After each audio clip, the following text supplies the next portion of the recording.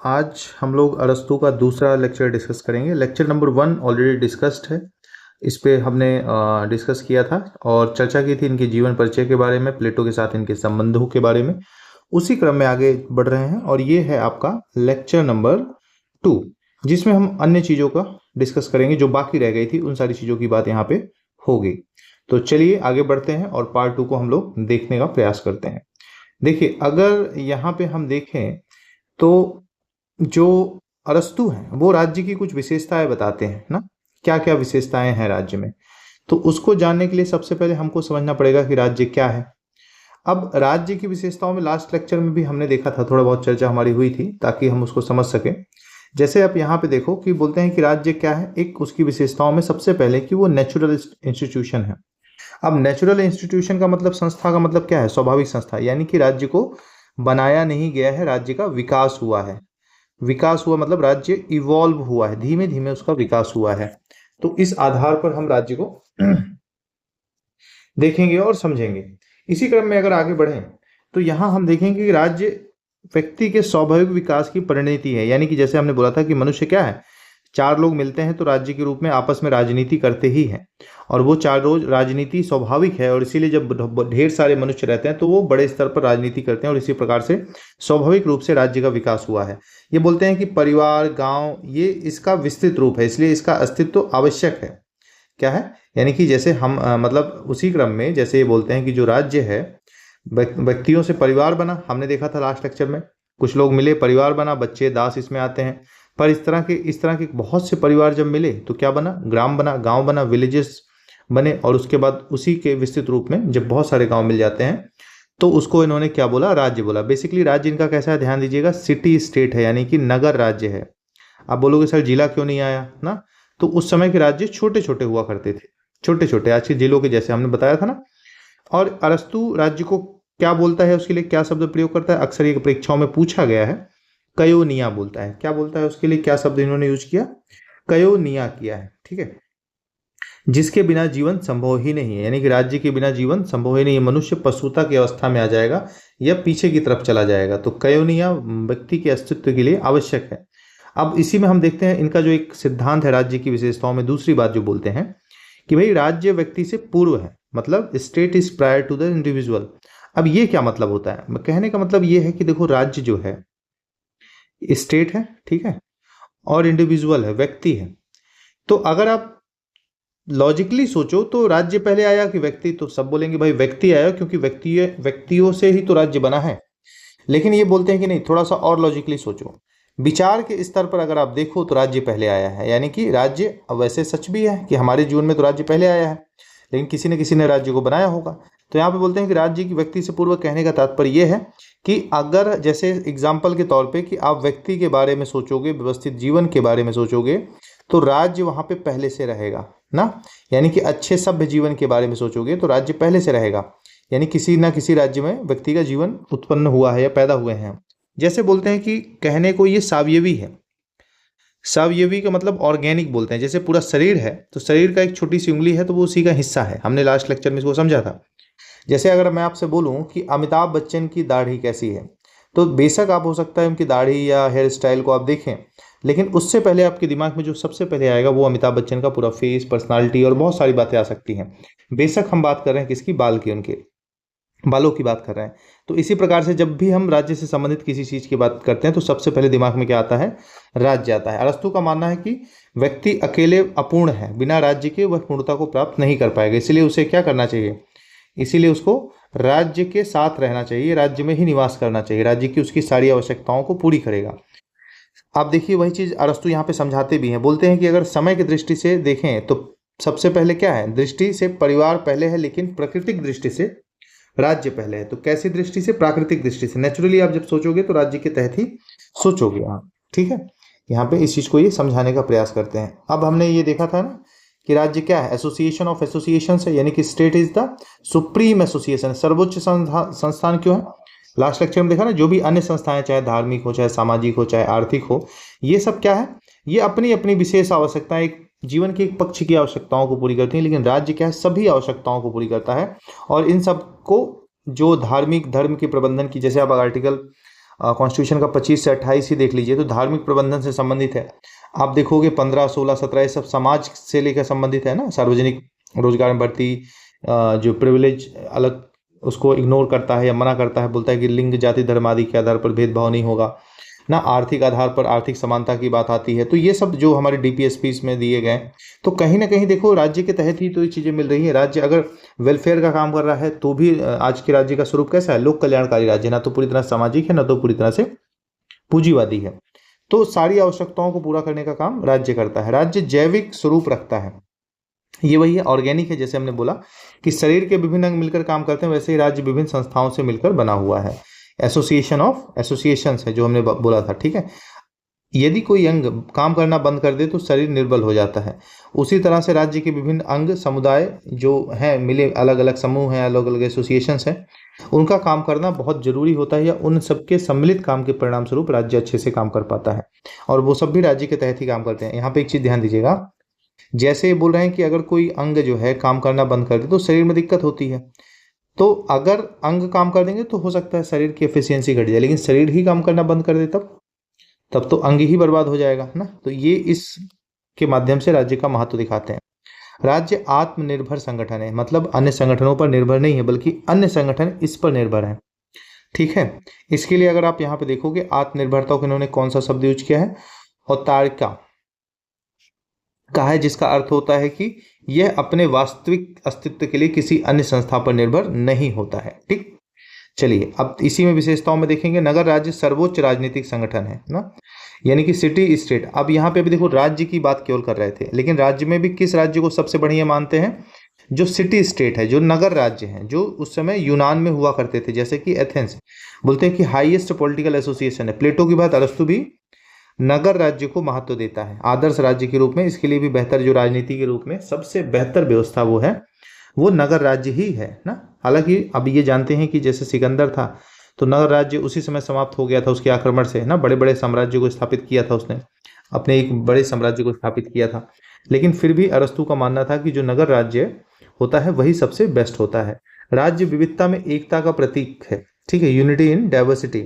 विविधता में एकता कैसे? बोलते हैं कि जैसे क्या है कि विभिन्न वर्ग होते हैं ना, तो संस्थाओं को मिलकर, विभिन्न वर्ग और संस्थाओं को मिलाकर सामंजस्यपूर्ण एक बड़े वर्ग के रूप में स्थापित होते हैं। जैसे शरीर में विभिन्न अंग होता है तो वो शरीर से जुड़ा होता है, उसी प्रकार से बोलते हैं कि राज्य विभिन्न संस्थाओं को जोड़ के एक सब व्यवस्था में चलाने का काम करता है। इसीलिए इन्होंने एग्जाम्पल किसका दिया? ऑर्केस्ट्रा का।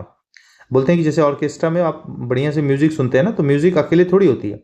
राज्य एक ऑर्केस्ट्रा की तरह जिसमें अलग अलग म्यूजिक बजती है और सब में सामंजस्य बिठाने का काम करता है ना। जैसे संगीत अलग अलग सुरों में बनता है, वैसे ही राज्य विविधता की एकता को दर्शाता है। तो ये एग्जाम्पल के तौर पे ऑर्केस्ट्रा की बात करते हैं। कुछ लोग बोलेंगे सर उस समय ऑर्केस्ट्रा था।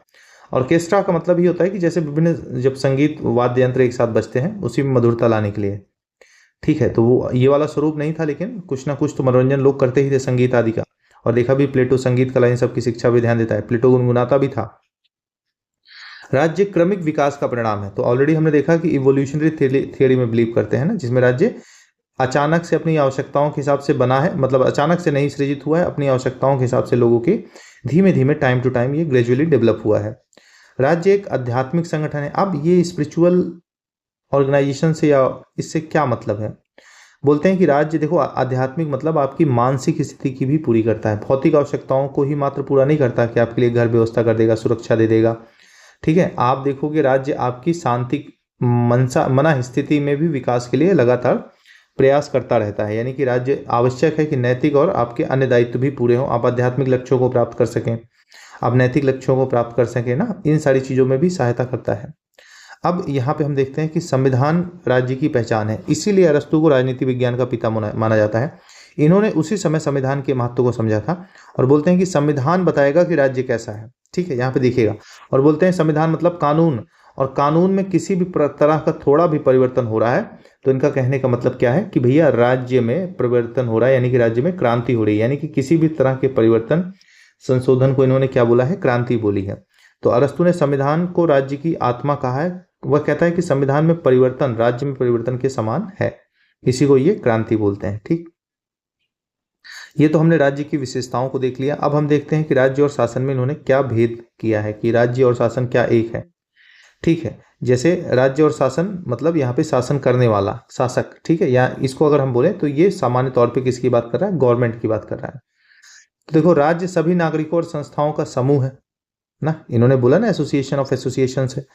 और गवर्नमेंट क्या है, बोलते हैं एक तंत्र है जो राज्य का प्रशासन चलाता है, यानी कि शासन का संबंध एक प्रकार से सरकार से है, सरकार के द्वारा शासन प्रशासन को चलाया जाता है। अरस्तु ने भेद स्पष्ट किया और बोला कि राज्य स्थायी है जबकि सरकार या शासन व्यवस्था हमेशा बदलती रहती है, यानी कि राज्य तो बना रहेगा, लोग आते आएंगे जाएंगे, व्यवस्थाओं में अपने हिसाब से परिवर्तन करते रहेंगे, ये तो चलता रहेगा। ठीक है, परिवार और असमानता पर अरस्तु के दृष्टिकोण को हम लोग देख लेते हैं। अरस्तु असमानता में विश्वास करता है। जैसे इन्होंने एग्जाम्पल दिया, जैसे बोलते हैं कि भाई परिवार जो है ना वो प्राकृतिक रूप से असमानता का प्रतिनिधित्व करता है। अरस्तु तो सीधा बोलते हैं कि भाई देखो क्या है ना, समाज में असमानता है और असमानता प्राकृतिक है। बोलते हैं कि देखो सब राजा नहीं बन सकते, तो यानी कि कुछ लोग, जाहिर सी बात है, कुछ ही लोग मात्र राजा बनेंगे और बाकी सबको शासन के अधीन रहना पड़ेगा। ठीक है, तो अरस्तु का मानना है कि परिवार प्राकृतिक रूप से इनइक्वालिटी पर आधारित होता है। जैसे बोलते हैं कि इनइक्वालिटी कैसा भेदभाव, जेंडर, लिंग, एज ना, एबिलिटी आदि की भूमिकाओं से प्रभावित होता है। अब यहाँ पे हम देखेंगे कि इन्होंने कुछ समाज की स्वाभाविक संरचना को माना है कि जैसे कुछ लोग कैसे होते हैं, जैसे अभी हमने देखा कि टू रूल शासन करने के लिए पैदा होते हैं और दूसरे टू बी रूल्ड शासित होने के लिए पैदा होते हैं। ये आप इसको यहाँ पे समझते रहिएगा, इसमें किस तरह की इनइक्वालिटी की बात ये करते हैं ना। हिंदी इंग्लिश बाइलिंगुअल है, आप देख लीजिएगा, यहाँ पे इस पूरा प्रॉपर लिखा है। और सामान्य तौर पे देखिएगा कि जो ये कोर्स है अपने आप में पर्याप्त है। परिवार की असमानता के बारे में आगे बोलते हैं अरस्तु कि देखो परिवार में कौन कौन होता है, जो ऑलरेडी हमने डिस्कस किया था। एक हस्बैंड होगा, एक वाइफ होगी, कुछ बच्चे होंगे ना, एक भी हो सकता है, स्लेव्स भी होंगे। तो ये बोलते हैं सब मिला के चलेगा। और इसमें सबसे बड़ी असमानता है कि जो एक पुरुष होगा यानी कि एक मुखिया होगा और सभी सदस्यों पर वो शासन करेगा। परिवार में दिखाते हैं अरस्तु कि भाई देखो दास जो होते हैं वो जन्म से ही कुछ कम बुद्धि के होते हैं। जैसे उन्होंने बोला ना, कुछ लोग शासन करने के लिए पैदा होते हैं, कुछ लोग शासित होने के लिए पैदा होते हैं। इसी में आप देखोगे कि जैसे परिवार में बोलते हैं कि देखो हमने ऑलरेडी इसको डिस्कस किया है कि एक पति होता है, एक पत्नी होती है, बच्चे होते हैं और दास होते हैं। तो ये सब चीजें जब मिलती हैं तब जाके एक परिवार का निर्माण होता है ना। दास को संपत्ति के तौर पे माना और बोले कि परिवार में जो प्रमुख होता है, मुखिया होता है, वो सभी लोगों पर शासन करता है। क्या करता है? सभी लोगों पे शासन करता है। तो यानी कि असमानता यहाँ पे दिखती है आपको पूरी तरह से। राज्य और परिवार में शासन का अंतर है ना। राज्य और परिवार, जैसे बोल दो कि राज्य में राजा शासन करता है या कुछ शासक होते हैं जो शासन करते हैं, और परिवार में एक व्यक्ति मुखिया जो होता है वो शासन करता है। लेकिन बोलते हैं उसमें कुछ बेसिक अंतर होते हैं, हमको एक जैसा नहीं समझना चाहिए। अरस्तु के अनुसार अगर राज्य है तो राज्य में समानता, इक्वलिटी अधिक महत्वपूर्ण होती है, जबकि परिवार में हर व्यक्ति का रोल अलग होता है, हर व्यक्ति समान नहीं होता। लेकिन राज्य चाहेगा कि सभी लोग इक्वल रहें ना। तो राज्य नागरिकों पर शासन और परिवार के मुखिया का शासन बोलते हैं कि एक जैसा नहीं है, एक जैसा नहीं है। दोनों के शासन में अपनी अपनी विशेषताएं या फिर कहें तो अलग अलग है। ठीक है, राज्य किस पे फोकस करता है? समानता पे फोकस करता है राज्य, अगर हम देखेंगे यहाँ पे। दूसरी बात अगर हम यहाँ पे ध्यान से देखें तो बोलते हैं कि प्रजा को शासन में भागीदारी का अधिकार होता है लेकिन दासों को नहीं। यानी कि अगर प्रजा जो भी है राज्य में वो शासन में भागीदारी निभा सकते हैं, और लेकिन दास शासन में भागीदारी और हेड के निर्णय में भागीदारी परिवार में, उसमें उनकी भागीदारी स्वीकार्य नहीं होती। तो इस प्रकार से अगर आप देखोगे तो जो शासन व्यवस्था है उसमें सीधा अंतर दिखाई देता है। ठीक, यहाँ पे ये बता सकते हैं कि भाई किस आधार पर असमानता दिखा रहे हैं। बच्चों को भी नहीं होता अधिकार, लेकिन जो प्रजा होती है, प्रजा में देखोगे सबसे बड़ी चीज यहाँ पे बात करेंगे प्रजा में नागरिकता का कॉन्सेप्ट। नागरिकता के बारे में अरस्तु इसको डिस्कस करते हैं बहुत बढ़िया से। यहाँ पे देखिएगा आगे इसी में लिंग तथा सत्ता का संबंध। तो लिंग और सत्ता से संबंध क्या है?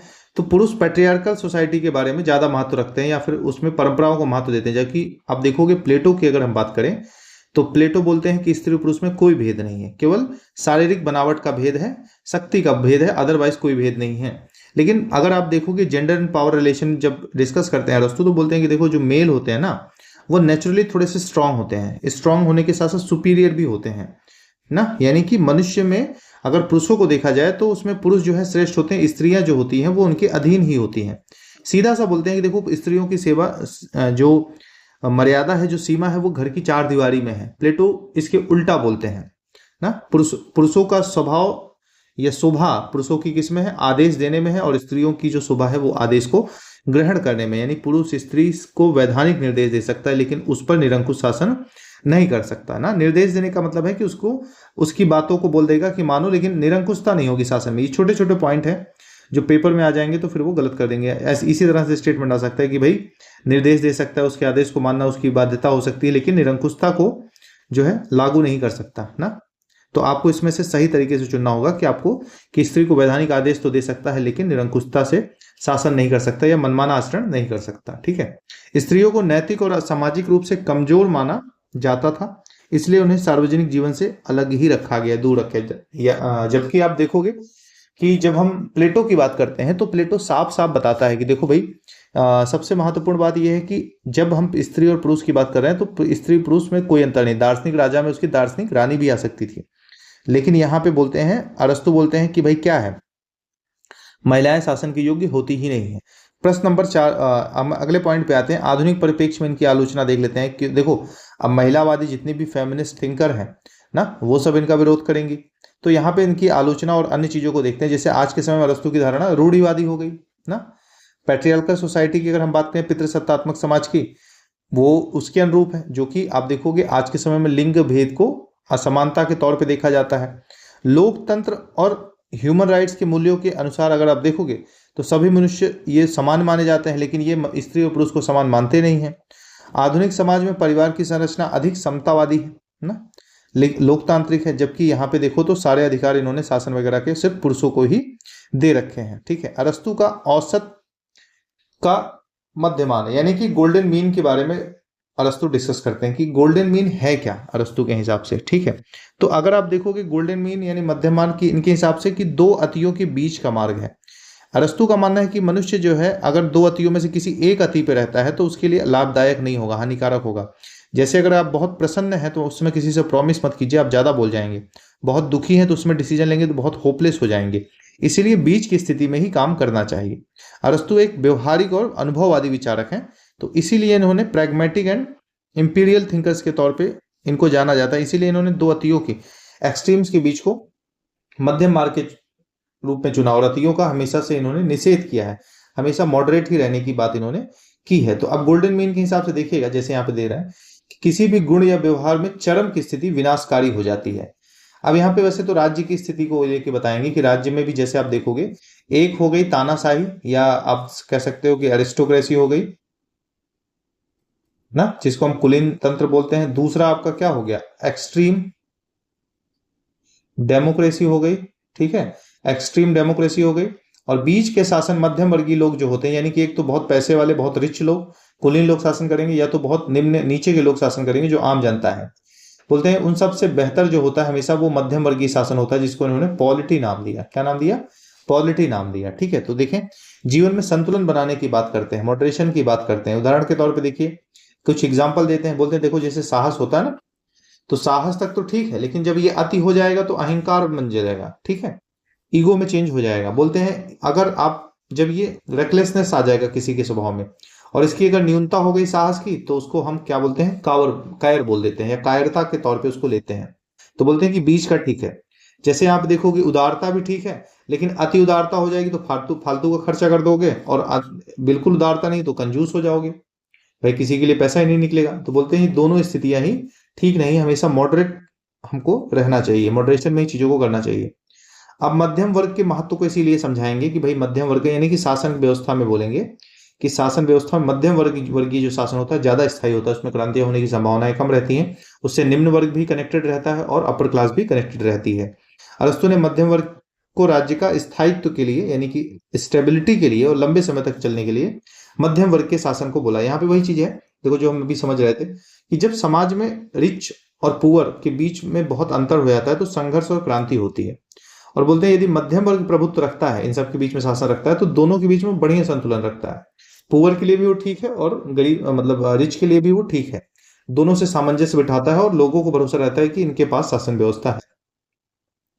तो दो प्रमुख आदर्श इन्होंने मध्यम वर्गीय शासन के बताए। पहला है सबसे बड़ी चीज इक्वालिटी की, बोलते हैं सभी को समान अवसर मिलने के चांसेस रहते हैं, भेदभाव कम करता है। और दूसरा क्या है कि सबसे बड़ी चीज है कि समानता की, समाज में सामंजस्य बनाने का काम करता है कि बहुत पैसा अगर बहुत रईस भी नहीं बढ़ने देगा, बहुत गरीबी भी नहीं बढ़ने देगा, बीच में व्यवस्था को लेके चलेगा। और इसीलिए जो इनके शासन की सब सर्वश्रेष्ठ व्यवस्था जिसको मध्यम वर्गीय शासन भी बोलते हैं, वो इन्होंने क्या बोला है, पॉलिटी को बोला है। ठीक है, यानी कि मिश्रित शासन व्यवस्था है। अब ये पॉलिटी राज व्यवस्था वाला नहीं, ठीक है, ये मध्यम वर्गीय शासन व्यवस्था है, पॉलिटी।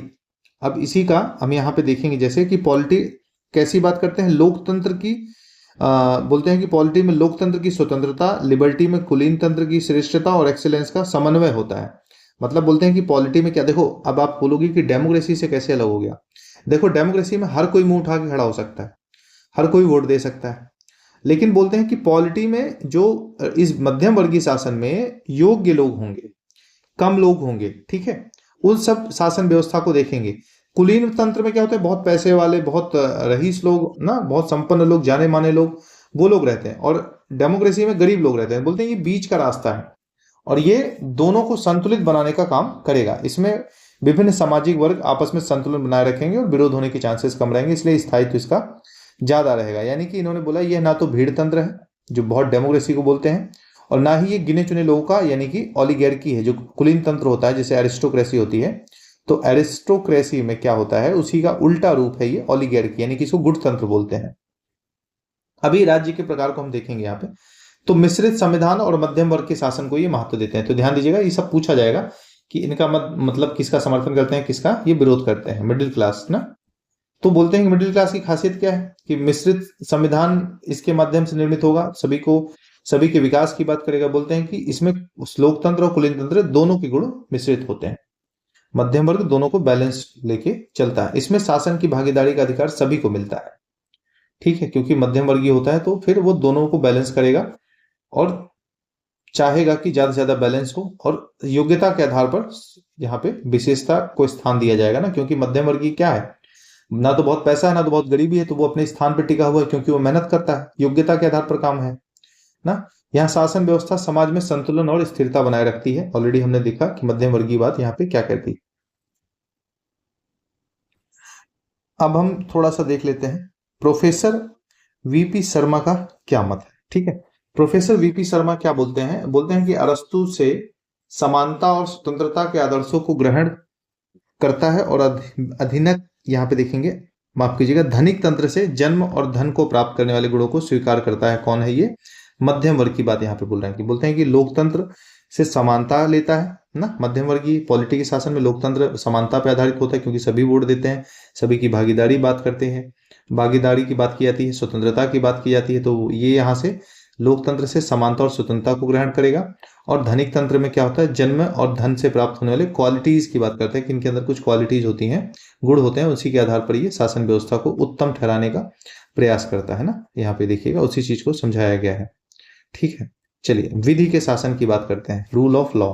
देखो प्लेटो ने तो विधि के शासन का समर्थन नहीं किया, बाद में स्टेटमेंट्स एंड लॉज में उसको बताया है, और उसी समय जब वो लिखी जा रही थी पुस्तक तो ये उनके करीब थे, इस कारण से विधि के शासन का प्रभाव इनके ऊपर पड़ा है। तो विधि के शासन का सर्वप्रथम अगर देखा जाए व्यवस्थित तरीके से उल्लेख जो है, अरस्तु ने ही बोला है कि कानून का शासन होना चाहिए ना। अब यहाँ पे अगर आप देखोगे कि बोलते हैं कानून का शासन, कानून जो होता है ना व्यक्ति के शासन से बेहतर होता है। यानी कि इनका मानना है अगर कहीं संविधान से शासन, कॉन्स्टिट्यूशन के अकॉर्डिंग शासन हो रहा है और कोई व्यक्ति शासन कर रहा है, तो बोलते हैं कि व्यक्ति के शासन से कई गुना बेहतर होता है कि संविधान द्वारा शासन किया जाए, नियम प्रक्रियाएं निश्चित हो और सबकी सहमति से निर्मित हो।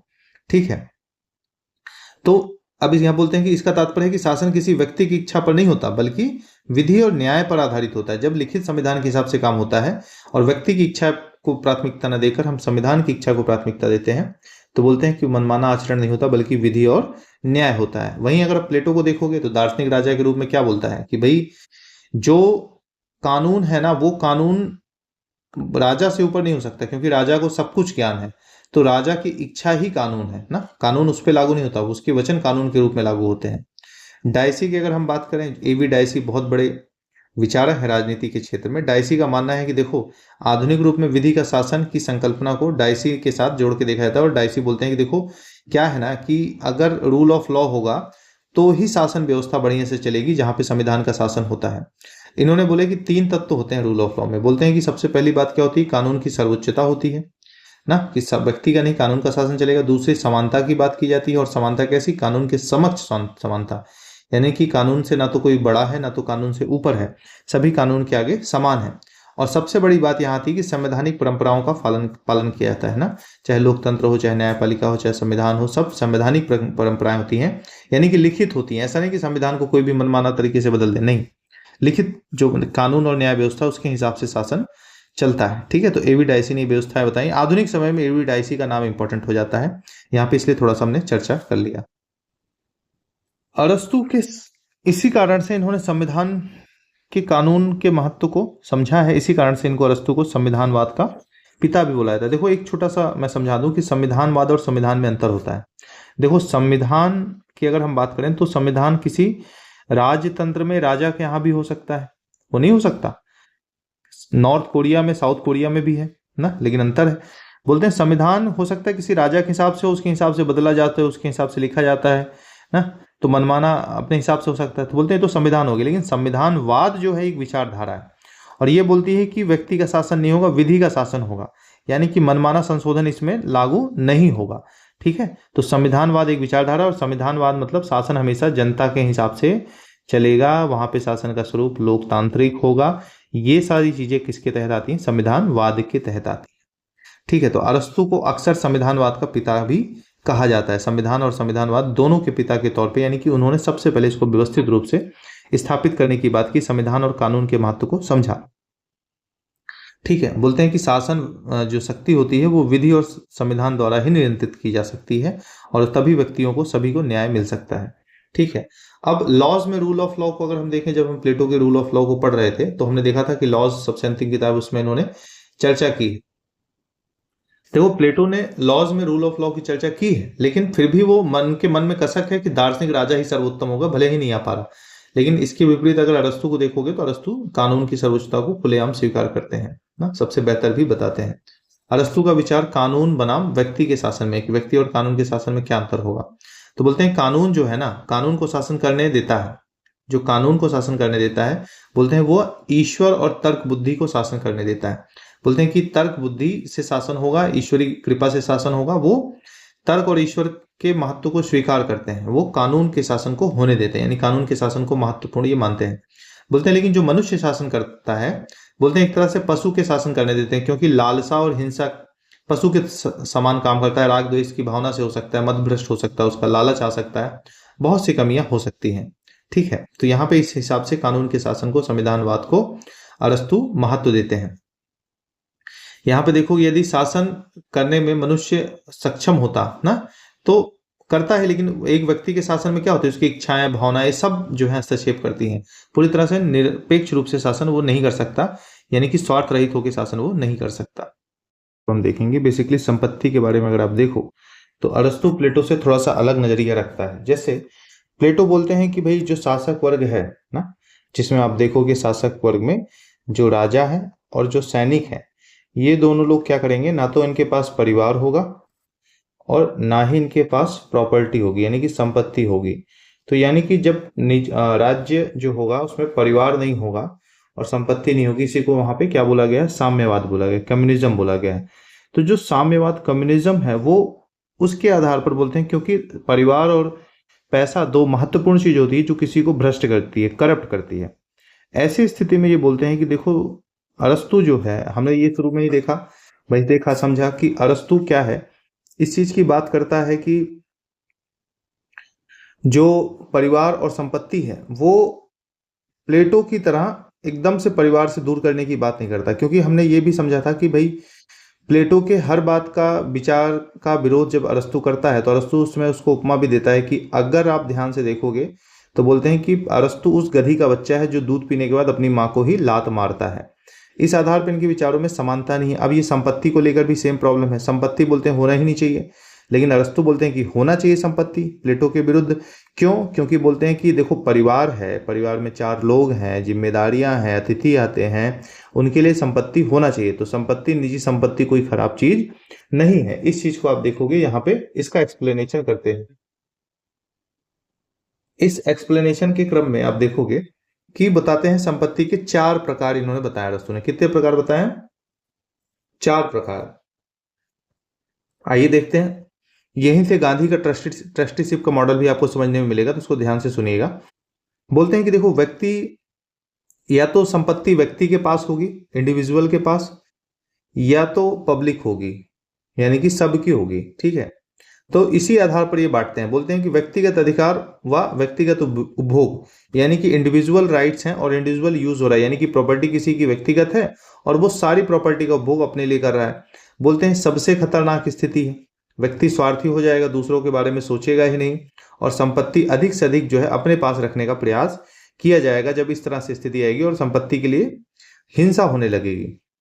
दूसरा बताते हैं, वहां पे निजी संपत्ति निजी उपभोग, ये बताते हैं कि सार्वजनिक संपत्ति और सार्वजनिक उपभोग, public rights and public use. बोलते हैं ये भी व्यवहारिक नहीं है कि सब कुछ पब्लिक हो जाए। जब सब पब्लिक होगा तो संपत्ति का रख रखाव करना, ये काम करना इतना बढ़िया नहीं होगा ना, क्योंकि जान रहे हैं कि जैसे एक तालाब, एक मान के चलो कि जैसे आप इसका एग्जाम्पल ऐसे ले सकते हो कि आपका घर है, तो बोले सबका घर है साफ करो, जैसे लिखा नहीं रहता रेलवे आपकी संपत्ति है, कृपया जिम्मेदारी से यूज करें।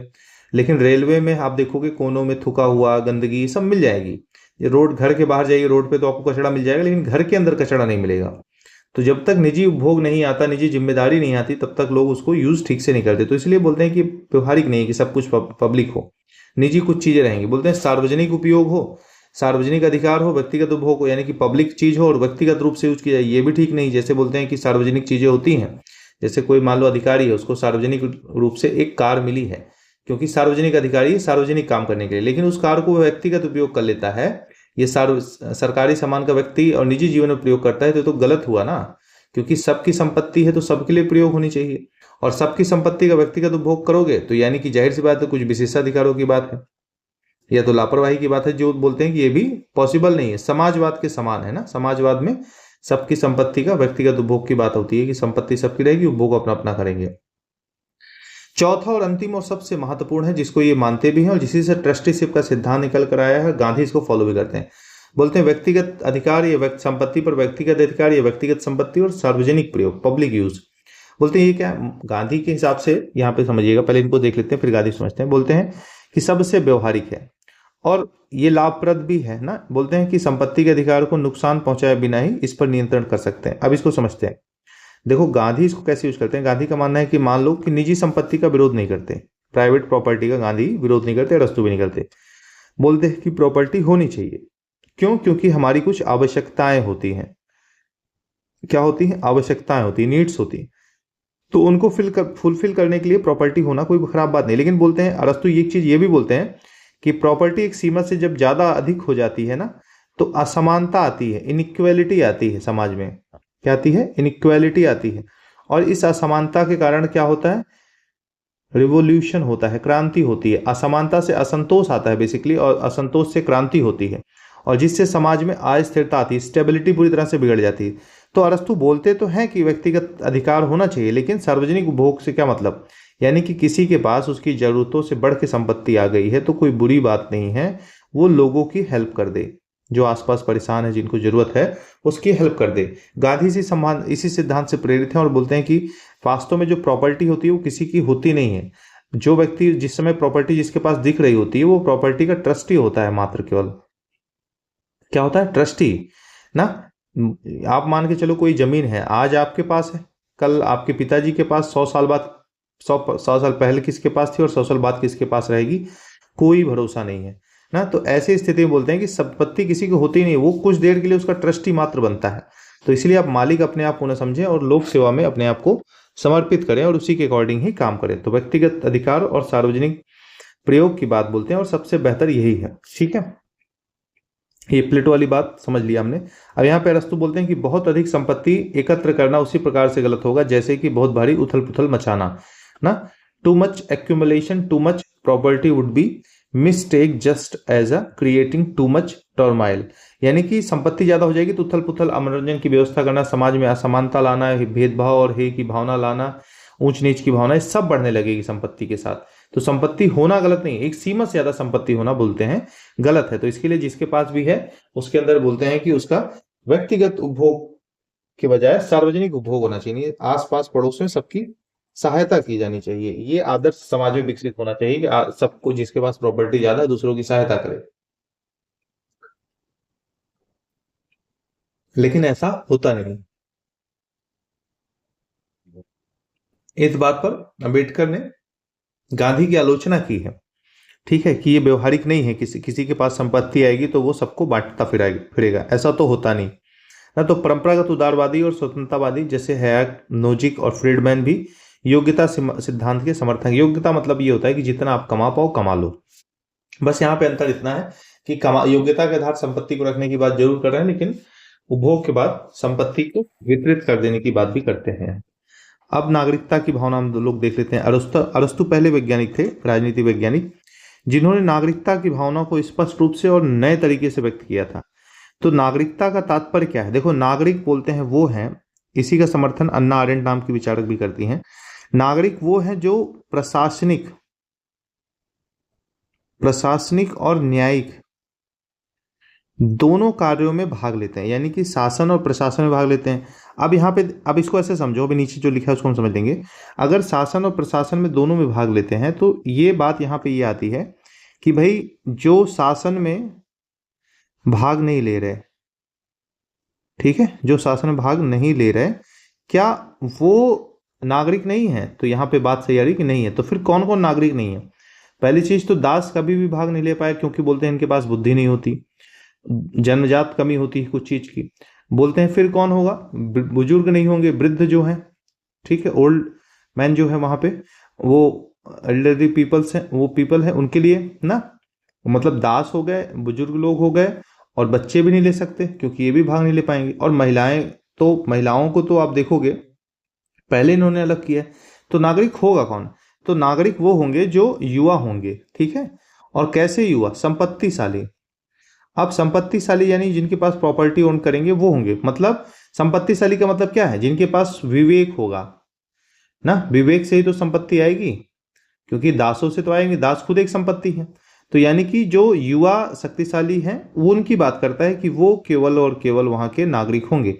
अच्छा, एक चीज ध्यान देना, इन्होंने विदेशियों को भी नागरिक होने से मना किया है। विदेशियों को एक स्पष्ट, विदेशी तो वैसे भी नागरिक नहीं होते, लेकिन उस देश के जो निवासी होंगे वही होंगे, ठीक है। तो नागरिकता का कॉन्सेप्ट इनका समझ में यही है, इसी को समझ लेते हैं। नागरिकता का आधार कर्तव्य और जिम्मेदारी है, यानी कि कैसी? प्रशासनिक और न्यायिक जिम्मेदारी। इनके हिसाब से नागरिकता केवल अधिकारों पर नहीं बल्कि कर्तव्यों और जिम्मेदारियों पर फोकस्ड है। नागरिक वही है जो शासन में सक्रिय भागीदारी निभाए, यही हमने समझा ना, सक्रिय भागीदारी निभाता हो और न्याय प्रशासनिक कार्यों में हिस्सेदारी उसकी होती हो। ये दो चीज याद रखना। लैंगिक असमानता और स्त्रियों की स्थिति, तो आप देखोगे अरस्तु प्लेटो की तरह लैंगिक असमानता का समर्थक नहीं है। जैसे कि प्लेटो समानता का समर्थन करता है, ये तो स्त्रियों को नागरिक बनने से भी इनकार कर देता है, उन्हें शासन के कार्यों से बाहर रखता है। हमने देखा ना अभी कौन कौन नागरिक बन सकता है कौन नहीं, तो स्त्रियों को बाहर इन्होंने रखा ही है, ठीक है। अनुत्पादक बोलता है, अनुत्पादक पुरुष, इनफर्टाइल मेन कहा है इनको, क्योंकि बोलते हैं इनके अंदर भावना बहुत होती है, भावनाओं में बह जाएंगे ये लोग, ठीक है। अब हम लोग आते हैं पति पत्नी के संबंध के बारे में। तो बोलते हैं कि पति और पत्नी का संबंध ऐसा है कि बोलते हैं कि पति पत्नी का संबंध राजा प्रजा के समान है ना। ऐसा कौन बोलते हैं? ऐसा ज्यादातर विचारक बोलते हैं, लेकिन अरस्तु इस बात का खंडन करते हैं। बोलते हैं कि पति और पत्नी का जो संबंध है थोड़ा सा राजा प्रजा से भिन्न होती है, क्योंकि प्रजा समझदार होती है। जैसे राजा प्रजा का संबंध परिस्थितियों के अनुसार बदल सकता है ना, लेकिन पति पत्नी स्वाभाविक रूप से प्रभुत्वशाली ना, यहाँ पे प्रभुत्वकारी का मतलब डोमिनेंट करते हैं, यानी कि पुरुष जो है स्त्री के ऊपर प्रभुत्व स्थापित करता है। बोलते हैं ये स्वाभाविक है और यहाँ पे आज्ञाकारिता है। लेकिन नागरिक जो है कभी नागरिक है तो कभी वही राजा भी बन सकता है, लेकिन यहाँ पे स्त्री जो है कभी पति से ऊपर या फिर पुरुष से ऊपर नहीं होगी। तो क्या स्थिति है? रूसो का समर्थन करते हैं स्त्रियों पे, हमने देखा था। अभी आगे देखेंगे, हम रूसो को पढ़ेंगे, रूसो को हमको पढ़ना है, हॉब्स लॉ रूसो को पढ़ना है। तो रूसो भी यही बोलता है कि महिलाओं को जो है बहुत शिक्षित नहीं होना चाहिए, और वो सोफिया नाम की महिला का चर्चा करता है एमाइल में, जिसमें बोलता है कि जो महिलाएं पति की सेवा करती हैं, कम पढ़ी लिखी होती हैं, वो पढ़ी लिखी महिलाओं की अपेक्षा बेहतर होती हैं। तो उनके बहुत पढ़ने लिखने का समर्थन नहीं करता। इसी का जो विरोध है मैरी वॉल्सटोनक्राफ्ट करती हैं, ठीक है। अब इंडिकेशन राइट्स ऑफ वुमेन, यहाँ पे देखिएगा रूसो समर्थन करते हैं अरस्तु का। यहाँ पे देखते हैं पांचवा जो पॉइंट है, नागरिक यूनानी नागरिकता। तो अधिकार नहीं बल्कि किस में नहीं थे? कर्तव्य में। कर्तव्य कैसे? प्रशासनिक और न्यायिक कार्य करने हैं आपको, तब आप नागरिक के सक्रिय नागरिक रहेंगे वहां के। ना। प्राचीन जो ग्रीक समाज में नागरिकता केवल अधिकारों पर आधारित नहीं थी, बल्कि उसमें भागीदारी का भी हिसाब था। इससे ये पता चलता है, रिस्पॉन्सिबिलिटी इसमें थी। ठीक है, तो आप देखोगे कि यहाँ पे कौन कौन नहीं होंगे, जैसे दास हो गए, स्त्रियां हो गई, बूढ़े लोग हो गए, बच्चे लोग हो गए ना, और फॉरेनर्स हो गए। और यहाँ पे फॉरेनर्स के अलावा जो मर्चेंट्स हैं, व्यापारी हैं, किसान हो गए, शिल्पकार हो गए, बोलते हैं इनको नागरिकता नहीं दी जा सकती। तो इसे यहाँ पे किसान हो गए, फार्मर्स हो गए, शिल्पकार हो गए, ये लोग भी, यानी कि हमने क्या बोला, संपत्तिशाली युवा जो स्वतंत्र विवेक के धनी है, यहाँ पे ध्यान दीजिएगा। तो न्यायिक प्रशासनिक कार्यों में जो विदेशी है उनकी तो भागीदारी ली नहीं। व्यापारिक प्रशासनिक कार्य कहाँ करेगा, फॉर्मर्स कहाँ करेंगे, और शिल्पकार कहाँ करेंगे, जो भी आर्टिशियंस है वो नहीं कर पाएंगे। तो कौन कौन नागरिक होगा, कौन कौन नहीं होगा, क्या कारण है, इसको अच्छे से जानते रहिएगा। ठीक है, एमबी फोस्टर ने इस संबंध में विश्लेषण किया है, और एमबी फोस्टर बोलते हैं कि भाई देखो, अरस्तु जो है ना, उनके नागरिक समुदाय की तुलना प्लेटो के संरक्षक वर्ग से की जा सकती है। जैसे जो इनकी गार्जियन क्लास थी, उसके पास भी विशेष अधिकार थे। कौन कौन से संरक्षक वर्ग, कौन, पहले पूछ लेगा कि ऐसी तुलना किसने की है, तो यहाँ पे याद रखिएगा नाम इनका, एमबी फोस्टर। एंड बोलते हैं कैसे, कि जैसे संरक्षक वर्ग और सैनिक वर्ग हैं, यानी कि संरक्षक वर्ग गार्जियन क्लास में सैनिक और राजा जो आता है, वो दोनों के पास विशेषाधिकार है, प्रशासनिक कार्य करने का अधिकार है। बोलते हैं कुछ कुछ वही कॉन्सेप्ट इन्होंने उठाया है। तो यहाँ पे भी प्लेटो का प्रभाव आपको स्पष्ट रूप से देखने को मिलता है। यहाँ निष्कर्ष में देखेंगे, अरस्तु की नागरिकता संबंधी अवधारणा लोकतांत्रिक नहीं है, डेमोक्रेसी नहीं, क्योंकि सबको बराबरी की बात करता ही नहीं है। अलीट क्लास पे निर्भर है, यानी कि जो उच्च वर्ग है, विशिष्ट वर्ग है, उसी को सारी शक्ति यहाँ पे दे रखी है। अब इनको बाहर भी रखा है, स्त्रियों को, श्रमिकों को, अन्य गैर शासक समूहों को यहाँ पे स्थान ही नहीं है। ठीक है, लेकिन महत्वपूर्ण बात यह है ना कि कम से कम नागरिकता की अवधारणा राजनीतिक क्षेत्र में स्पष्ट रूप से आई कि क्या नागरिकता है। लेकिन और नागरिकता में सबसे बड़ी चीज है कि कर्तव्यों पर आधारित है, यानी कर्तव्य जो है जिम्मेदार व्यक्ति ही कर सकते हैं। अब ऐसा नहीं कि स्त्रियां जिम्मेदार नहीं होती, बात वो नहीं है, मतलब एक भावना दी शुरुआत में, सुधार के तौर पे दिया ना। शुरुआती विचारकों का योगदान हो सकता है आपको बायस्ड या अलग लगे, जो भी हर क्षेत्र में है, लेकिन शुरुआत करने का श्रेय उन्हीं को जाता है। और कोई भी चीज जब शुरू में की जाती है तो जरूरी नहीं कि वो परफेक्ट हो, उसमें बहुत सारी गलतियां होती ही होती हैं। ठीक है, तो इसलिए आज भी प्रासंगिक है, क्योंकि अपनी उपयोगिता और सुधार के साथ, उपयोगिता क्या, यानी बोले कि शुरुआती तौर पे दर्शन देने के कारण ही आज उपयोगी है, क्योंकि हम इतिहास के रूप में इसको हमेशा पढ़ते हैं। दासों से संबंधित सिद्धांत को हम लोग देख लेते हैं। ठीक है, किससे संबंधित, दासों से संबंधित सिद्धांत।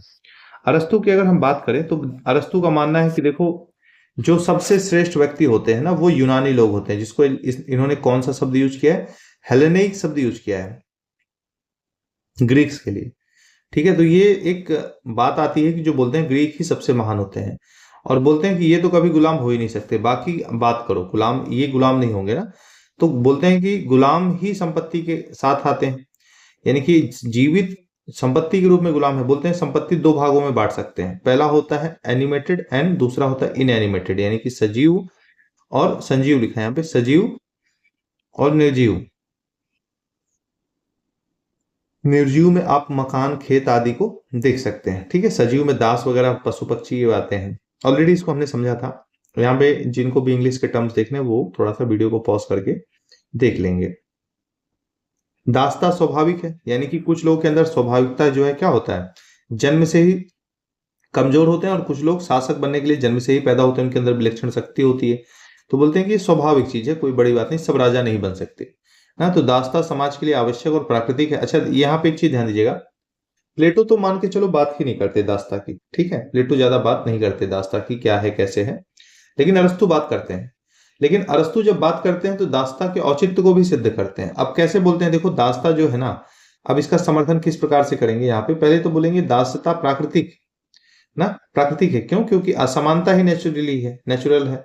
तो बोलते हैं कैसे, बोलते हैं कुछ लोग जन्म से ही ऐसे होते हैं। अब बोलते हैं समाज के लिए अच्छी क्यों है, क्योंकि बोलते हैं कि समाज में एक शासक वर्ग होता है, एक इंटेलेक्चुअल काम करने वाला होता है ना। तो उस इंटेलेक्चुअल काम से अगर मान के चलो कि मोदी जी या सीएम या पीएम के पद पे कोई बैठा है, अब वो दिन रात मीटिंग में, ड्यूटी में है, तो आए, घर के बर्तन धोए, कपड़ा धोए, खुद खाना बनाए ना, खुद खुद ही सारी चीज करे, तो उसके कई घंटे ऐसे काम में खराब हो जाएंगे, जो कि उसके लिए जरूरी नहीं है ना, उस व्यक्ति के लिए, उस पद पे कोई भी बैठा है। तो फिर यही क्या बात होती, तो उनके लिए सहायक होते हैं कि भाई और महत्वपूर्ण काम करो, कम महत्वपूर्ण आपके जीवन से संबंधित कोई और काम कर देगा।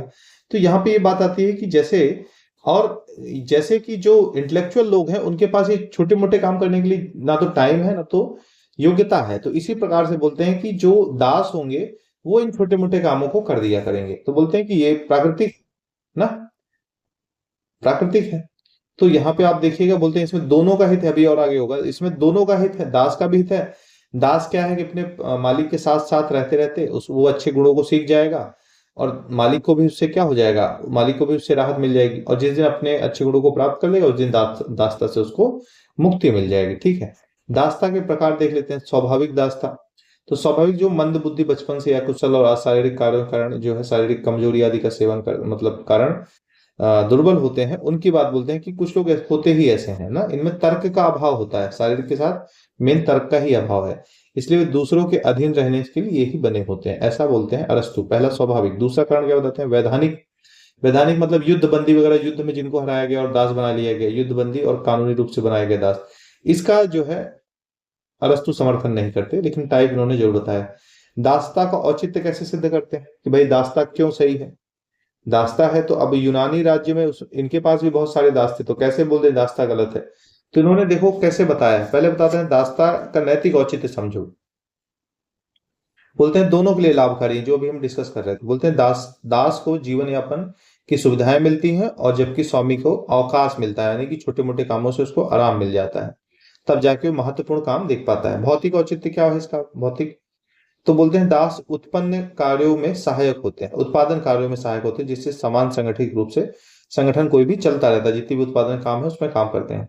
यहाँ पे आप देखिएगा, हाँ, दासता का औचित्य ना, यहाँ पे थोड़ा सा समाज में दासों की स्थिति, एक ये होता है दोनों के साथ, यहाँ पे और देख लीजिएगा दासता के औचित्य में, भौतिक के साथ साथ दोनों के लिए लाभकारी है ना, नैतिक औचित्य हो गया, दोनों के लिए लाभकारी है ना, दोनों के लिए लाभकारी है।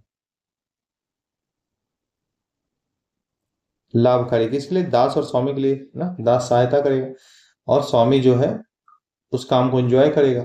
चौथा यहाँ पे कि कोई व्यक्ति जैसे दासता, उसने बुद्धि लगता है कि उसने विकसित कर ली, तो दासता के चंगुल से वो मुक्त हो जाएगा। समाज में दासता की स्थिति के बारे में यहाँ पे देख लेते हैं, समाज में दासता की स्थिति क्या है। बोलते हैं दासता ना कार्य का उपकरण है ना, बोलते हैं कि कार्य मतलब काम कराने के लिए, ना कि उत्पादन का। उससे मतलब कहने का मतलब है कि दासता से सिर्फ घरेलू कार्य ही कराए जाएंगे ना कि उससे लेबर या खेतों में काम या मजदूरों की तरह कारखानों में काम कराया जाएगा, नहीं नहीं। दासता के साथ उचित व्यवहार दासों के साथ करने के लिए अरस्तु बोलते हैं कि इनसे सिर्फ हार्ड वर्क नहीं कराया जाएगा, वो तो फिर मजदूरों से कराया जाता है, इनसे केवल घरेलू काम ही कराए जाएंगे। जब स्वचालित मशीनें और औजार विकसित होंगे तब दासता समाप्त हो जाएगी। इनका कहने का मतलब है एक समय समाज में सब ऑटोमेशन पे आ जाएगा, और बड़ी दूर तक इन्होंने सोचा था कि औजार और मशीन जब इस तरह से आ जाएंगी तो दासता समाप्त हो जाएगी। ऐसा कौन बोलता है, अरस्तु बोलता है। ठीक है, आलोचना इनकी देख लेते हैं दास में। सोफिस्ट विचारक दासता को प्राकृतिक नहीं मानते बल्कि सामाजिक और परंपरागत मानते हैं, जबकि ये स्वाभाविक मानते हैं। पहली चीज याद रखिएगा, किसने स्वाभाविक और परंपरागत सामाजिक बुराई के तौर पे देखा या समाज के द्वारा निर्मित देखा, सोफिस्टों ने। कार्ल पापर की अगर हम बात करें तो इसे प्रतिक्रियावादी और पुरातन पंथी बोलते हैं। कार्ल पापर बोलते हैं कि भाई पुरानी परंपरा से, पुराने विचारों से प्रेरित हैं, ठीक है, और ये बस एक प्रतिक्रिया के रूप में है। रॉस की अगर बात करें तो इनका मानना है कि अरस्तु के इस विचार को क्रांतिकारी कहा कि सद्गुण विकसित होने पर दासों को मुक्त कर दिया जाएगा। बोलते हैं कि एटलीस्ट बात तो की और मुक्ति का रास्ता तो दिखाया दासों को, और ऐसा तो है कि कोई दुनिया में है नहीं जिसका दिमाग विकसित नहीं होता काम करते करते। ठीक है, तो एक पॉजिटिव पॉइंट इन्होंने बताया कि दासता भी खत्म हो सकती है। निष्कर्ष में देखें तो अरस्तु ने दासता को समाज की स्वाभाविक रचना का हिस्सा माना है, और बोलते हैं कि बुद्धिहीन लोगों को शासक के अधीन रहकर अपना काम करना चाहिए। तो आधुनिक विचारकों ने इस विचार की आलोचना की और इसे अमानवीय करार दिया। चलिए, अरस्तु के अनुसार क्रांति आप देख लेते हैं, अपने आप में काफी महत्वपूर्ण चैप्टर। अरस्तु के क्रांति के विचारों को हम देखेंगे। क्रांति जैसे हमने शुरू में डिस्कस किया था, जब ये क्रांति की बात करते हैं अरस्तु, तो एक सीधी सी बात बोलते हैं, क्रांति का मतलब होता है परिवर्तन। लेकिन ये इनकी जो क्रांति की व्याख्या है वो काफी व्यापक है, मतलब कुछ भी परिवर्तित हो रहा है तो उसको क्रांति दे देंगे। यानी संविधान में छोटा मोटा जिसको आजकल हम संशोधन बोलते हैं, उसमें संशोधन को यानी कि अमेंडमेंट को भी ये रिवोल्यूशन के तौर पर डिस्क्राइब करते हैं। यहाँ पे देखिएगा, अरस्तु ने क्रांति को शासन प्रणाली में परिवर्तन के रूप में देखा, चाहे परिवर्तन छोटा हो या बड़ा हो। उनके हिसाब से मोनार्की से अगर टायरनी आ जा रहा है परिवर्तन तो कुछ, क्रांति तो खैर बड़ा परिवर्तन है, सिस्टम ही चेंज हो रहा, यानी कि राजतंत्र से निरंकुश तंत्र में परिवर्तित होना भी एक प्रकार से क्रांति है। तो क्रांति के पहले हम कारण को समझेंगे। क्रांति देखें जो अरस्तु बताते हैं क्रांति के कौन कौन से कारण हो सकते हैं। अगर वहाँ पे हम कुछ चीज़ों को देखें तो जैसे अगर आप देखें कि मुख्य कारण में जो सबसे पहले बताते हैं कि इनइक्वालिटी है। विषमता से मतलब क्या, सबसे बड़ी बात आती है कि बहुत ज़्यादा गरीब का होना समाज में और बहुत ज़्यादा अमीर का होना, यानी कि बीच में जो गैप है, जो गैप आएगा वो असंतोष पैदा करेगा। ऐसा एग्जाम्पल के माध्यम से समझते हैं। जैसे मान के चलिए लोग आईफोन यूज़ करते हैं ना आप लोग, तो आईफोन में आपने देखा होगा, आईफोन में जब भी कोई सेल्फी लेता है तो वो शीशे में, मिरर में देखिए, वो दिखाता है उसका लोगो या दिखाता है कि मेरे पास आईफोन है। लेकिन जब एंड्रॉयड फ़ोन से आप सेल्फी लेते हैं तो कभी नहीं दिखाते। तो यानी कि दिखावा कर रहा है, वो शो कर रहा है। वो शो इसीलिए करता है क्योंकि लोगों के पास नहीं है। अगर सबके पास आईफोन हो तो वो दिखाएगा नहीं, जैसे कि एंड्रॉयड है। तो विषमता से क्या आता है, एक व्यक्ति अपने आप को विशेष दिखाता है पैसे से, और वो दिखाता है कि उनसे खास है, और अगला आदमी उससे जेलस फील करता है। ये तो फिर भी फ़ोन के स्तर पे है, लेकिन बड़े स्तर पे क्या आता है, धन का दिखावा किया जाता है, और वो उन सुविधाओं का उपभोग करता है जिसके लिए वो उसके लिए आम रहती है पैसे वाले के लिए, जिसके लिए आम व्यक्ति जीवन भर संघर्ष करता है और नहीं उपयोग कर पाता। जैसे एक कार के लिए आम व्यक्ति जीवन भर संघर्ष कर सकता है एक घर के लिए, और कुछ वही पैसे वाले हैं जिनके लिए घर पैसा जैसी कोई चीज़ें नहीं, उनके पास कई घर कई पैसे हैं ना, मतलब बहुत पैसे हैं, कई सारे घर हैं, बहुत सी गाड़ियां हैं। तो ये बोलते हैं कि एक विषमता समाज में पैदा करती है और भेदभाव करती है, जो कि इनइक्वलिटी को बहुत बड़ा कारण ये मानते हैं। उसके अलावा हर तंत्र में, जैसे चाहे ओलिगार्की हो यानी गुट तंत्र हो, जहाँ पे लोग अपने हित में ही, गुट तंत्र मतलब जो गुट में अपने ही लोगों का भला करते हैं, चाहे डेमोक्रेसी हो ना, बोलते हैं यहाँ पे भी क्रांति के कारण कुछ ना कुछ अलग अलग पाए जाते हैं। बोलते हैं कि अलग शासन तंत्र में कारण अलग हो जाते हैं। इसको समझने के लिए सबसे पहले देखें, गुटतंत्र में लोग समानता चाहते हैं। क्यों? क्योंकि गुटतंत्र में कुछ विशेष लोगों को ज़्यादा पावर मिलती है, अपने हित में शासन करते हैं गुट में लोग।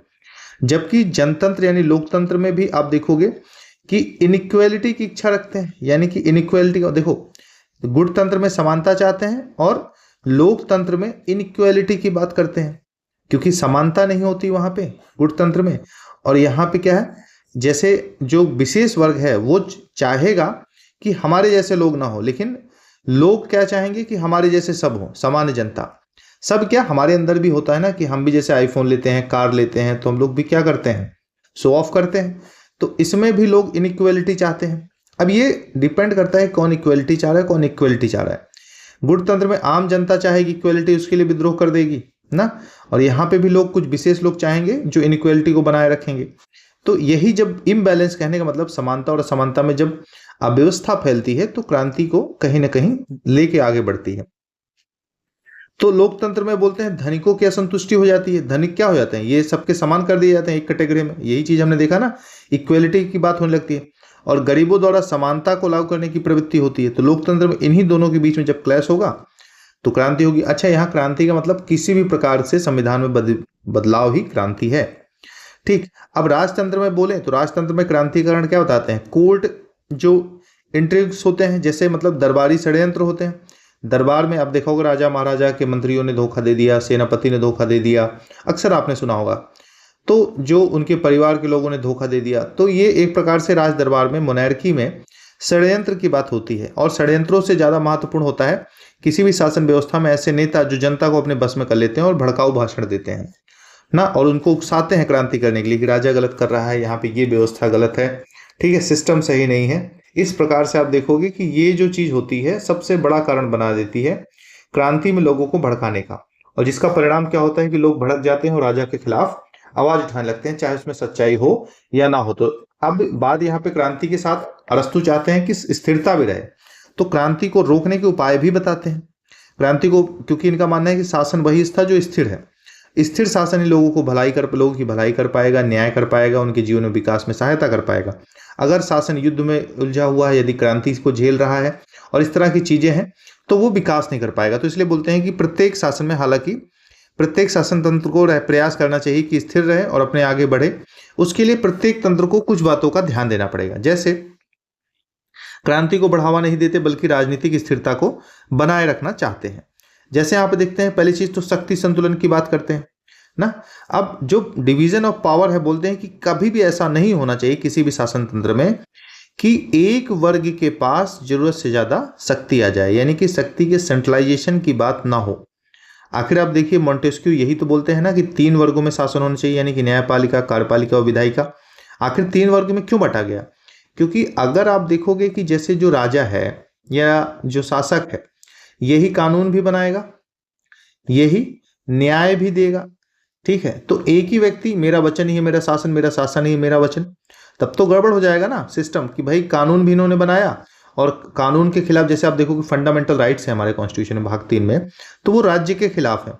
तो अब ये सोचो कि राज्य ही न्याय भी दे रहा है, तो राज्य के खिलाफ आप जा पाओगे? कभी नहीं जा पाओगे। अब मान के चलो कि कोई आप जो इस समय सरकार है इसके खिलाफ आप कुछ लाना चाह रहे हो, कोई वाद विवाद सवाल उठाना चाहे हो, तो न्यायालय किसका है? इसका है। तो न्यायालय में आप जा पाओगे? नहीं जा पाओगे। तो इसीलिए जब शक्तियों को 3 अलग अलग संस्थाओं में दे दिया जाता है और उनके बीच में विभेद किया जाता है ना, आर्टिकल 50, तो जब विभेद किया जाता है तो ऐसी स्थिति में ये होता है कि तीनों अलग अलग स्वतंत्र होकर काम करेंगे और एक दूसरे की साथ मिलकर काम नहीं करेंगे, तो न्याय मिलने की जो है व्यवस्था रहेगी और साथ के साथ कोई भी सत्ता निरंकुश नहीं हो पाएगी, यानी कि उस पर अंकुश लगाया जा सकता है, क्योंकि कुछ बातें आप पे नहीं दूसरों पर भी निर्भर करती है। संविधान की शासन व्यवस्था बोलते हैं, अरस्तू का मानना है कि देखो भाई कोई व्यक्ति कितना भी बुद्धिमान हो, लेकिन अगर 100 व्यक्ति मिलकर एक विषय पे सोचेंगे तो बेहतर होगा कि निष्कर्ष उनका 100 व्यक्ति वाला बेहतर होगा, अनुभव से आएगा और व्यवहारिक होगा। तो इसीलिए मानते हैं कि लिखित संविधान जो है तर्क और बुद्धि पर आधारित होता है और जो व्यक्ति का शासन होता है वो मनमाना भी हो सकता है, वो तर्क बुद्धि पे नहीं होता। तो जनता का बोलते हैं कि जनता का शासन जो होता है वो सबसे महत्वपूर्ण होता है, इसीलिए जनतंत्र में बिलीव करते हैं। सम्मान और पदों को न्यायपूर्ण वितरण होना चाहिए। क्या होता है, जब राजा या व्यक्ति का शासन रहेगा तो अपने ही लोगों को देगा, उसकी चापलूसी करने वाले को पद प्राप्त करेंगे। तो बोलते हैं कि ये सम्मान वगैरह का वितरण नहीं हो पाएगा, योग्य लोग वहां से पलायन कर जाएंगे। समाज में योग्यता के आधार पर ही प्रतिष्ठा आदि, यानी प्रतिष्ठा, पद, सम्मान, ये सब मिलना चाहिए। पुरस्कार दिए जाने चाहिए, उनको सम्मानित किया जाना चाहिए, उनको सैलरी मिलना चाहिए। ठीक है, बोलते हैं कि परिवर्तनों को प्रारंभ में ही रोक देना चाहिए। क्रांति को अगर रोकना है तो सबसे बड़ी बात क्या होगी, जब परिवर्तन समझ में आ रहा है कि आगे चलकर ये दिक्कत कर देगा, उसको वहीं पे रोक लेना ही सबसे बड़ी बुद्धिमानी का काम है। क्रांति के संकेत मिलने पर ही उसको समाधान करने का प्रयास करना चाहिए। और सबसे बड़ी चीज बोलते हैं कि आर्थिक समानता को दूर करना, यानी कि असमानता को कम करना है ना, गरीबी अमीरों के बीच जो अंतर है उसको कम करना चाहिए ना, बहुत अंतर नहीं बढ़ना चाहिए। देखो जो क्रांति होने के कारण है उसी से मिलते जुलते उपाय, उन्हीं कारणों को रोक देना है, वही उपाय हो जाएगा कि नहीं। अब मध्यम वर्ग को बोलते हैं कि सबसे महत्वपूर्ण चीज है क्रांति को रोकने के लिए कि मध्यम वर्ग को बढ़ावा देना। मध्यम वर्ग क्यों? क्योंकि बोलते हैं कि जैसे बहुत अमीर के हाथ में सत्ता रहेगी तो गरीब बहुत विरोध करेगा, गरीब के हाथ में सत्ता रहेगी तो अमीर वर्ग विरोध करेगा। बोलते हैं मध्यम वर्ग रहेगा तो इस पर अमीर भरोसा भी करते हैं, गरीब भी भरोसा करते हैं, तो ये सत्ता स्थायी रहेगी और बीच में बैलेंस बना के चलने का काम करेगा, दोनों को संभाल लेगा। तो इसीलिए बोलते हैं कि मध्यम वर्ग जितना ज्यादा फैलेगा जिस भी सोसाइटी में, वहां पे सत्ता स्थापित होगी। आज देखिए सामान्य तौर पे मध्यम वर्ग है और डेमोक्रेसी जो है चल रही है ना। अगर गरीब आ जाएंगे तो अति शासन आ जाएगा बहुत ज्यादा, और बहुत ज्यादा पैसे वाले आ जाएंगे तो गुटतंत्र आ जाएगा, उन्हीं का शासन चलेगा।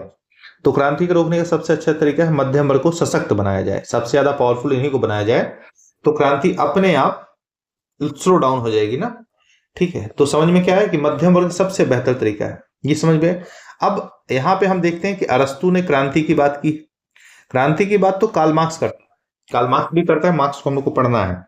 तो दोनों में अंतर क्या है भाई? क्रांति मार्क्स की तो देखो, अरस्तु की जो क्रांति है वो संविधान को रोकने के संदर्भ में है, संविधान में परिवर्तन को क्रांति मानते हैं, लेकिन अरस्तु की क्रांति दूसरी है। अरस्तु की क्रांति संसाधनों के वितरण से, समाजवाद की स्थापना से। यहाँ पे देखिएगा अरस्तु यथा स्थिति को बनाए रखने की बात करते हैं, उसी को बोलते हैं राजनीतिक स्थिरता ही क्रांति जो है खत्म करती है, यानी कि राजनीतिक स्थिरता को बनाए रखने के लिए क्रांति को रोकने के उपाय बताते हैं।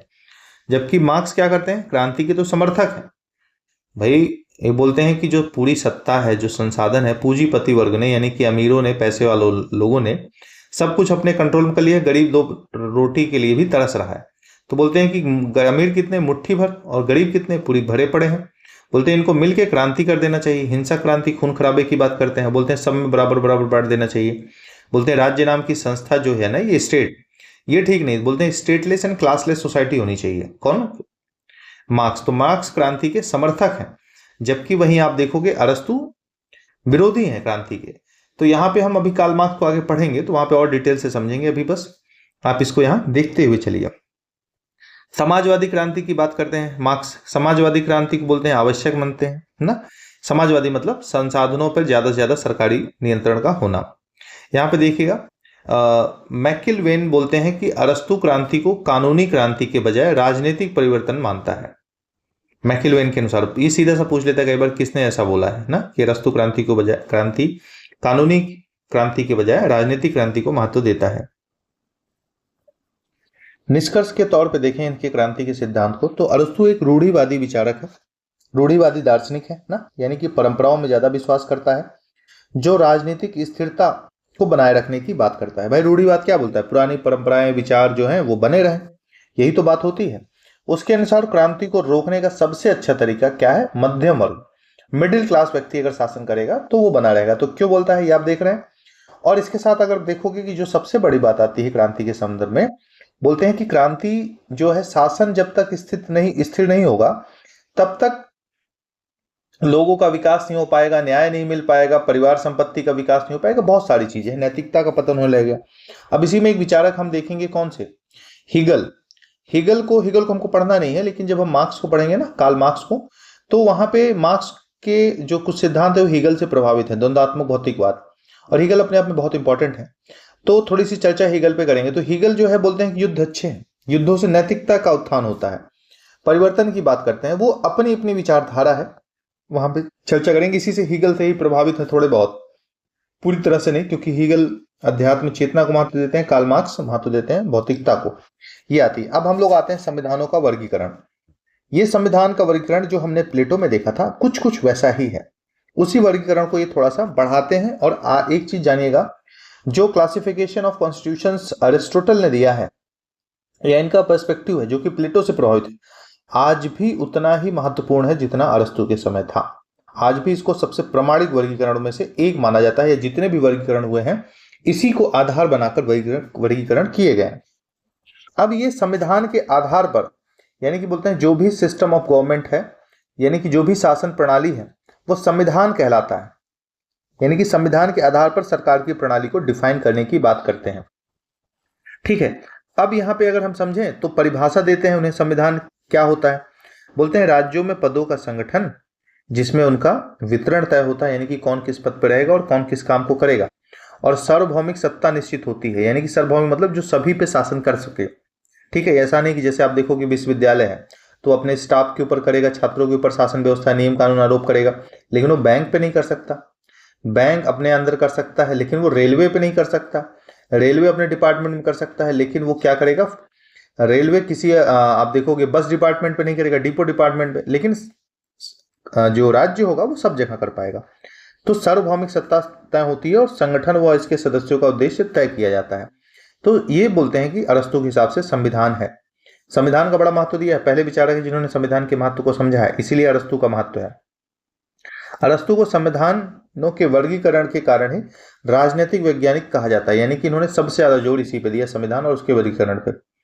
व्यवस्थित कहा और इन्होंने मास्टर साइंस भी बोला है, वो तो हमने देखा ही है। वर्गीकरण देखते हैं, इन्होंने 3 चीज को प्रमुख माना है जब इसके क्लासिफिकेशन को किया है।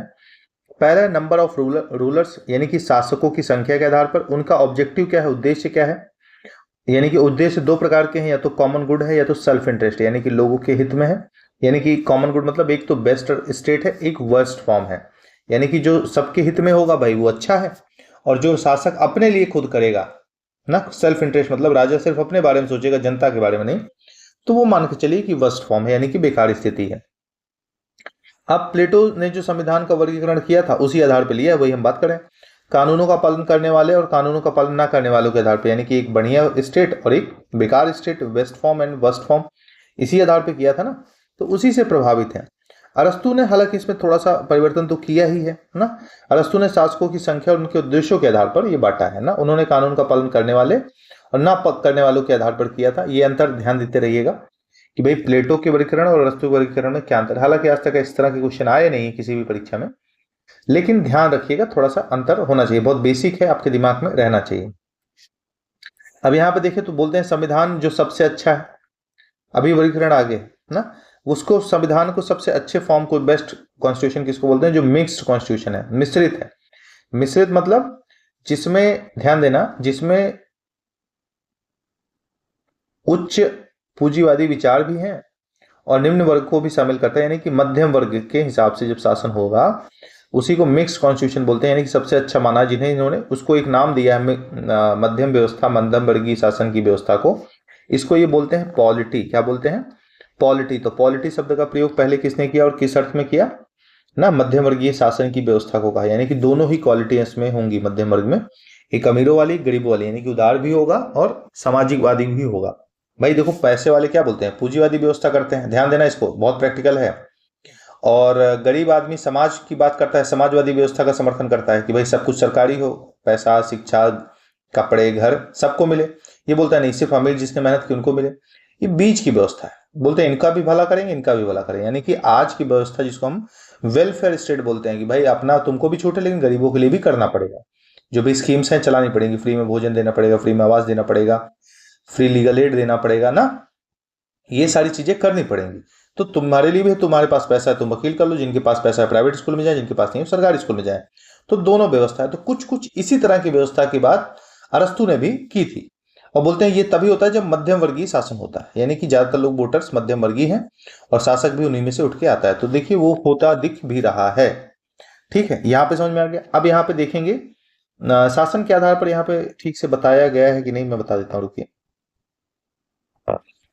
इसको मैं ऐसे बताता हूँ, देखिए इसमें फ्लो चार्ट है, पेन का यूज कर लेता हूं मैं। ऐसा समझिए कि इसको थोड़ा सा जूम करके यहीं पे बता देते हैं। इसको नोट कर लीजिएगा। जैसे मानते हैं शासक की संख्या नंबर, ठीक है, शासक के नंबर्स पे है नंबर। अब यहाँ पे मान लीजिए एक शासक है, एक व्यक्ति राजा मुनैरकी इसको बोलेंगे, राजा शासक है। तो अगर वो अच्छा कर रहा है शासन ना, कॉमन गुड में है, तो उसको हम लोग क्या बोलेंगे, राजतंत्र। अगर वो अपने हित में कर रहा है, सेल्फ इंटरेस्ट में, तो वो कैसा होगा, निरंकुश, निरंकुश तंत्र होगा। अगर एक से अधिक व्यक्तियों का, कुछ व्यक्तियों का शासन है, तो इसको हम एरिस्टोक्रेसी बोलेंगे। क्या बोलेंगे, एरिस्टोक्रेसी या कुलीन तंत्र, आगे लिखा मिलेगा आपको, कुलीन तंत्र बोलेंगे। ठीक है, जब वो सबके हित में काम करेंगे। कुलीन तंत्र मतलब कुछ सम्मानित लोग समाज में होते नहीं, सम्मानित अच्छे घर के लोग, जो लोगों के भला चाह रहे, लोगों का भला चाह रहे हैं, वो कुलीन तंत्र हो गया, अच्छे अच्छे लोग, ठीक है, अच्छे वंश के लोग, अच्छे ज्ञान के लोग। अब बोलते हैं कि ये जब अपने हित में करने लगेंगे, लोगों के हित में नहीं करेंगे, तो इसको इन्होंने ओलिगैर्की बोला, यानी कि गुट तंत्र बोलते हैं। ये क्या है, ये गुट तंत्र है। और बोलते हैं कि जब बहुत से लोगों का शासन, बहुत से लोगों का शासन, जब बोलते हैं कि इसमें सिर्फ पढ़े लिखे और योग्य लोग जाएंगे लोकतंत्र में, बहुत से लोगों का शासन मतलब लोकतंत्र है, तो उसको इन्होंने पॉलिटी नाम दिया, मध्यम वर्गीय शासन, जिसकी बात कर रहे थे, इनके लिए आदर्श राज्य यही है। और उसके बाद बोलते हैं कि जब यही में कोई भी पॉलिटी में एंट्री लेने लगता है, जब भीड़, इसी को इन्होंने भीड़ तंत्र बोला। बोले कि सबसे खराब यही होता है कि कोई भी शासन व्यवस्था में उठा के ना योग्यता है, ना कुछ है, ना विशेषज्ञता है, ना कुछ आधार है, परिवार आदि के आधार पर, ये जो भी आधार ही बताए, मतलब योग्यता आदि को महत्व नहीं देता, उस आधार पर जब सबकी एंट्री लोकतंत्र में होने लगती है, शासन व्यवस्था में, तो फिर वो भीड़ तंत्र बन जाता है। ठीक है, यानी डेमोक्रेसी की सहायता करें, डेमोक्रेसी में बोलते हैं कि बढ़िया लोग ही रहें। ये समझ में आया। तो इसी आधार पर इन्होंने वर्गीकरण किया है, 6 प्रकार के राज्य बताए हैं। आगे है, देखते हैं इसको वीडियो को पॉज करके आप देख लीजिएगा। यहाँ पे देखिएगा, सामंतवाद, कुलीनवाद और लोकतंत्र, ये वही है कि कुलीन तंत्र, राजतंत्र, राजतंत्र उसमें, और लोकतंत्र। ठीक है, अरस्तु ने राज्य बचाओ राज्य, यानी कि सेव स्टेट कहते हैं अरस्तु के राज्य को। क्यों, मध्यम वर्गीय शासन को, क्योंकि स्वर्णिम मध्यमान का, यहाँ पे गोल्डन मीन का रूल फॉलो करते हैं। संवैधानिक सरकार होती है और मध्यम वर्ग का शासन होता है, इसी की ये बात करते हैं। देखिए अब मध्यम वर्ग की कुछ विशेषताएं बता देते हैं कि भाई अरस्तु ने कहा है कि मध्यम वर्ग का शासन 2 सिद्धांतों पर आधारित होता है। पहला क्या, यहाँ पे अगर आप देखोगे कि सहमति के आधार पर, सहमति का मतलब नीचे देखिएगा, सहमति के आधार पर, ठीक है, और इसमें सहमति मतलब आम जनता कभी विरोध नहीं करेगी। जब जनता की सहमति होगी तो आम जनता विरोध करेगी, आप बताओ ना, आम जनता विरोध नहीं करेगी, तो इसमें संतुलन बना रहेगा। दूसरा है एकेडमी आधार पर, योग्यता के आधार पर सहमति और शिक्षा। देखिए भीड़ तंत्र में कोई भी घुस जा रहा है, नेता वगैरह जैसे आज कहो कि शिक्षित नहीं थे, लेकिन जब मिडिल क्लास रहेगा, पॉलिटी रहेगी, तो उसमें योग्य लोग जाएंगे, होंगे आम जनता है लेकिन वो पढ़े लिखे लोग होंगे, योग्य लोग होंगे, विशेषज्ञ लोग होंगे, वो जाएंगे। तो इसकी 2 खासियत है। ठीक है, तो यहाँ पे देखिएगा प्लेटो और अरस्तु में थोड़ा सा अंतर दे दिए कि राज्य, समाज और सरकार में प्लेटो कोई भेद नहीं करते, सबको एक ही लपेट लेते हैं, बहुत अंतर नहीं करते। ठीक है, तो इस प्रकार से हम यहाँ निष्कर्ष देख लें कि अरस्तु ने संविधान का वर्गीकरण कैसे किया, तर्क संगत और वैज्ञानिक तरीके से किया, जो मैंने वहां पे 6 प्रकार बताए थे।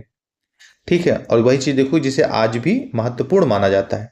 इनके अनुसार सबसे अच्छी शासन व्यवस्था कौन सी है, पॉलिटी है।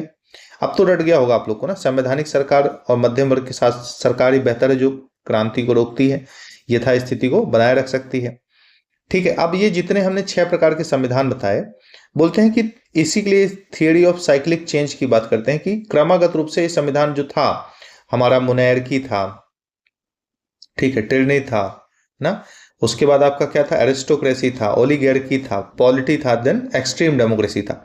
बोलते हैं ये साइकिल में चलते रहते हैं क्रम से, एक आएगा, जैसे आप यहाँ पे समझिएगा, जैसे मान के चलिए कि मोनैर्की राजतंत्र आया। अब राजा एक बहुत अच्छा व्यक्ति है, बहुत लोगों के हित में शासन कर रहा है, लेकिन कुछ समय बाद उसकी आने वाली पीढ़ी मनमाना आचरण करने लगेगी ना, और उस आचरण के कारण वो जनता की उपेक्षा करेगी ही करेगी, क्योंकि सब उतने योग्य होते नहीं, तो जनता बगावत करेगी, और फिर इस शासन व्यवस्था को बदलकर क्या बोलेगी, जो है अभिजात कुछ अच्छे लोग शासन करेंगे। राजतंत्र तो नहीं आएगा, राजतंत्र के खिलाफ आपका एरिस्टोक्रेसी आ जाएगा, लेकिन यही एरिस्टोक्रेसी बाद में क्या करेगी, ये भी अपने हित में काम करने लगेगी, तो फिर इसका विरोध होगा, बोलेंगे प्रजातंत्र आएगा, लोग डेमोक्रेसी में बिलीव करेंगे, मध्यम वर्गीय शासन, लेकिन वो भी कुछ दिन बाद उसमें भी सब लोगों की एंट्री होने लगेगी, तो वो अराजकतावाद एनार्की सिस्टम में आ जाएगा, भीड़ तंत्र से, मतलब डेमोक्रेसी में दोनों सिस्टम आ जाएंगे, मतलब पॉलिटी और मतलब अति लोकतंत्र या भीड़ तंत्र।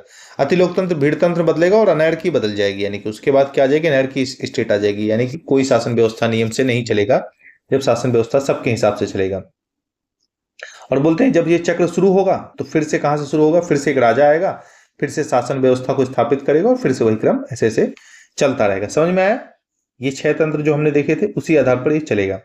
ठीक है, अरस्तु और अन्य विचारकों में का योगदान क्या रहता है, ये राज्य और संविधान के सिद्धांत में बोलते हैं कि अरस्तु ने सिद्धांत को प्रस्तुत किया और मिश्रित संविधान के विचार को प्रस्तुत किया, यानी कि दोनों के बीच का मध्यम मार्ग बताया, यही रास्ता, और यही आज व्यवहारिक भी है। आजकल आप देखोगे कि यही सिद्धांत व्यवहारिक भी है। इसके बाद अरस्तु के विचारों को आप देखोगे, एक रोमन विचारक रहे हैं पोलिबियस और सिसरो जैसे विचारकों ने इसको आगे बढ़ाने का काम किया है। मध्ययुगीन विचारधारा, मध्ययुगीन क्या है, जब अरस्तु की मृत्यु हुई थी और सिकंदर का शासन बढ़ गया था, उसके बाद रोम साम्राज्य आ गया था और इनकी व्यवस्था पूरी तरह से अलग थी। उसके बाद आप देखोगे कि सीधे जो अगला थिंकर हमको पढ़ना है वो 16वीं शताब्दी में किसको है, मैकियावेली को। उसके बाद वैज्ञानिकता की बात नहीं। अतः 16वीं शताब्दी की क्या बात है कि आप देखोगे ईसा मसीह का जन्म हुआ था, ईसाई जन्म आया, तो धर्म में नैतिकता और क्रांति जो है, इसका नैतिकता का स्थान धर्म के आधार पर नैतिकता की व्याख्या जो होती है उसी पर रहता है। तो बात यहाँ पे आती है कि भाई देखो कि ईसा मसीह जो बोलते हैं, ईसाई धर्म जो बोलता है वही सत्य है, बाकी सब असत्य है। तो इस कारण से धार्मिक समाज ज्यादा हो गया था, चर्च भी हावी हो गया था राजा के ऊपर। बड़ी लंबी कहानी चलती है, अगली क्लास में इसको थोड़ा सा समझेंगे हम। तो इस आधार पर आप देखोगे कि क्या था, मध्ययुगीन विचारक सेंट थॉमस एक्विनास है, आपने ग्रेजुएशन या पीजी में पढ़ा होगा, इन्होंने सिद्धांत को स्वीकार किया और अरस्तु के विचारों को आगे बढ़ाया। और आधुनिक समय में जिसको हमको मैकियावेली अगला विचारक पढ़ना है, मैकियावेली ने भी इस चक्रीय सिद्धांत को अपने हिसाब से मान्यता दी, यानी कि अरस्तु की दी गई इस राज्य सिद्धांत की मान्यता आज भी उतनी प्रासंगिक है। आमंड का दृष्टिकोण क्या है, आमंड एंड पावेल, इसको हम जो है तुलनात्मक राजनीति में पढ़ते हैं, जो कि आपके सिद्धांतों में नहीं दिया गया, थोड़ा सा व्यवस्था सिद्धांत में पढ़ेंगे। तो आमंड के अनुसार ये सिद्धांत 19वीं सदी का राजनीतिक विज्ञान में मूल वर्गीकरण में सहायता करता है या उसका कार्य करता है। सोच रहे हैं आज के समय में भी इस चीज को महत्व को स्वीकार किया जा रहा है ना। चलिए, इस theory of cyclic change same English में दी है, वहां पे हिंदी में दी थी, तो इसके लिए बाइलिंगुअल के चक्कर में यहाँ पे दी गई है। ठीक है, अरस्तु का न्याय का सिद्धांत हम लोग देखेंगे। क्या देखेंगे? अरस्तु के न्याय के सिद्धांत में आप देखोगे, आपने शुरू में देखा होगा, तो मैंने बताया था पहले लेक्चर में कि निकोमेकियन एथिक्स, इनके पिता का नाम भी यही था, उनके पुत्र का नाम भी इसी नाम पे अपने पिता के नाम पे रखा था। तो निकोमेकियन एथिक्स में इनके न्याय की और नैतिकता की बात की गई है।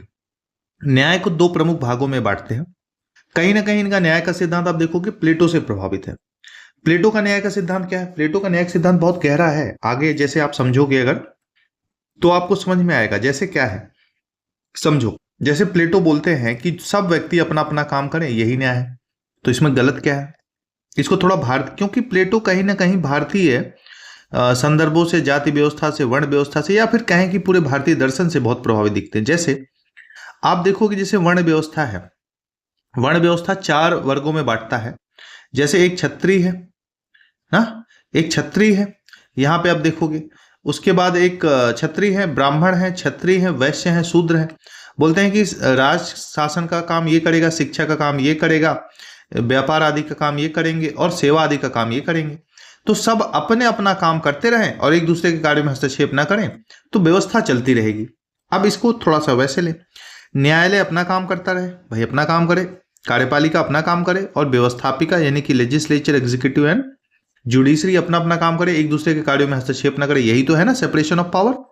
इंडिया में हालांकि लेजिस्लेचर एंड एग्जीक्यूटिव दोनों बहुत सेपरेट नहीं हो सकते, क्योंकि जो सांसद विधायक चुने जाते हैं वही मंत्री बनते हैं अल्टीमेटली, तो फिर वो चेंज नहीं होंगे। लेकिन जुडिशरी तो पूरी तरह से अलग है ना। आप यूएसए में देखोगे फेडरल सिस्टम में, वहां पे तीनों अलग है।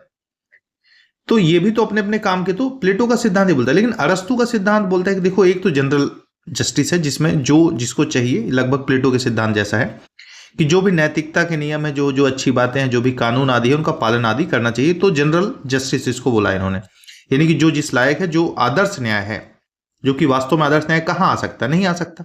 तो बोले कि जनरल जस्टिस एक होता है जो प्लेटो की अवधारणा के समान है कि संपूर्ण नैतिक सद्गुण की अभिव्यक्ति आचरण में होती है, यानी कि प्रत्येक व्यक्ति को जो करना चाहिए वो करे ना, घर में बाहर में, कानून का पालन, शिक्षा को देना, ये सारी चीजें। इसकी विशेषताएं भी बताते हैं कि यह व्यापक होता है और इसमें समाज के नियमों और नैतिकता का पालन किया जाता है।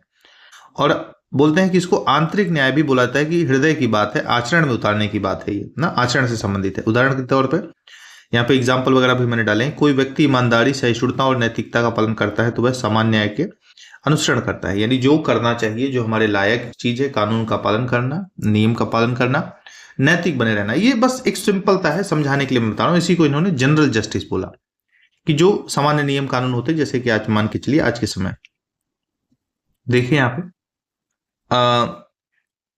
तो सामान्य तौर पे आप देखोगे जनरल जस्टिस से सवाल नहीं आते। फिर सवाल आएंगे कहां से? तो सवाल आएंगे इनके विशेष न्याय से, पर्टिकुलर जस्टिस से। बहुत ज्यादा पूछा जाता है इनका पर्टिकुलर जस्टिस। आइए इसको समझते हैं ये है क्या। तो यह न्याय अधिक व्यवहारिक है ना, और समाज में वास्तविक वितरण, न्याय के वितरण से संबंधित है, यानी कि न्याय को कैसे कंट्रोल किया जाए, किसको कितना न्याय मिले। अब न्याय मिलने का क्या मतलब होता है? एक न्याय तो यह होता है कि आपने समाज में योगदान दिया, हर व्यक्ति देता है समाज में योगदान। भाई देखो, एक चोर है, चोरी करके योगदान देता है, मतलब समाज को नकारात्मक प्रभाव पड़ाता है। एक शिक्षक है, समाज में शिक्षा दे के प्रभाव बनाता है, यानी कि शिक्षक है, डॉक्टर का कितना बड़ा योगदान है बताइए ना। उसके बाद आप देखोगे कि व्यापारी है, व्यापारी का भी आप तक सामान पहुंचा रहा है ना, विनिमय मार्केट को बढ़ा रहा है। तो सब अपने अपने स्तर पे योगदान देते हैं, तो ये पुरस्कृत होना चाहिए, वो सम्मान, वो पद, वो प्रतिष्ठा, वो मिलना चाहिए उसके हिसाब से। लेकिन अगर आप देखोगे जो जितना निस्वार्थ सेवा करेगा, जो जितना समाज को अधिक आगे ले जाएगा, उसकी उतना पद प्रतिष्ठा सम्मान। इसलिए देखिए ये पद्मश्री, भारत रत्न पुरस्कार भी दिए जाते हैं, तो पुरस्कार और सम्मान। और चोर और डकैत या फिर आप कहें जो क्रिमिनल्स होते हैं, उनको भी पुरस्कार मिलता है, लेकिन नकारात्मक रूप से, सजा के रूप में। तो बोलते हैं कि जो जिस लायक हो उसको वो काम मिले, उसी हिसाब से परिणाम मिले, पद प्रतिष्ठा मिले, ये न्याय है। इसी को विशेष न्याय इन्होंने बोला। लेकिन इसमें भी जो जिस अनुपात में करेगा उसी को करेगा, तो इसलिए आनुपातिक न्याय भी इसको बोला जाता है। तो बोलते हैं व्यवहारिक रूप है ये न्याय का, समाज में वास्तविक वितरण और विनिमय को लाता है। तो इस न्याय को भी वही दो भागों में बांटा गया, जैसे हमने बात की। पहला है वितरण न्याय, यानी कि समाज में जो आप काम कर रहे हो उसके हिसाब से, सकारात्मक न्याय भी इसको बोल सकते हैं, सकारात्मक पॉजिटिव भी है ये। जो अच्छा काम कर रहे हो उसके हिसाब से आपको पद प्रतिष्ठा मिलेगी। समाज में पदों, सम्मान, धन, संसाधन का वितरण, जो जिस लायक है उसको वो देते रहना। ठीक है, अच्छा काम कर रहे हो आप, समाज में योगदान दे रहे हो, आपको पद मिलेगा। सम्मान में आप सम्मान लायक काम कर रहे हो, सम्मान मिलेगा। धन लायक काम कर रहे हो, धन मिलेगा। जो जैसा, जैसे कि आप देखोगे जैसे कोई राजकीय कार्य में है तो पद मिलेगा ना, कोई ज्ञान के कार्य में है सम्मान मिलेगा, व्यापार आदि में है तो धन मिलेगा। तो जो जिसमें क्षेत्र में है उसको वो सारी चीजें, संसाधन मिलते रहें। ये तो इसको क्या बोला गया? डिस्ट्रीब्यूटिव जस्टिस, यानी कि वितरणात्मक न्याय। और ये किस आधार पर मिलेगा? जिसने जिस अनुपात में सहयोग दिया है, उसी अनुपात में ये चीजें उसको मिलेंगी। ठीक है, इसमें कुछ विशेषताएं, यानी कि मेरिट के आधार पर संसाधन वितरण होगा, जो जिस योग्य होगा।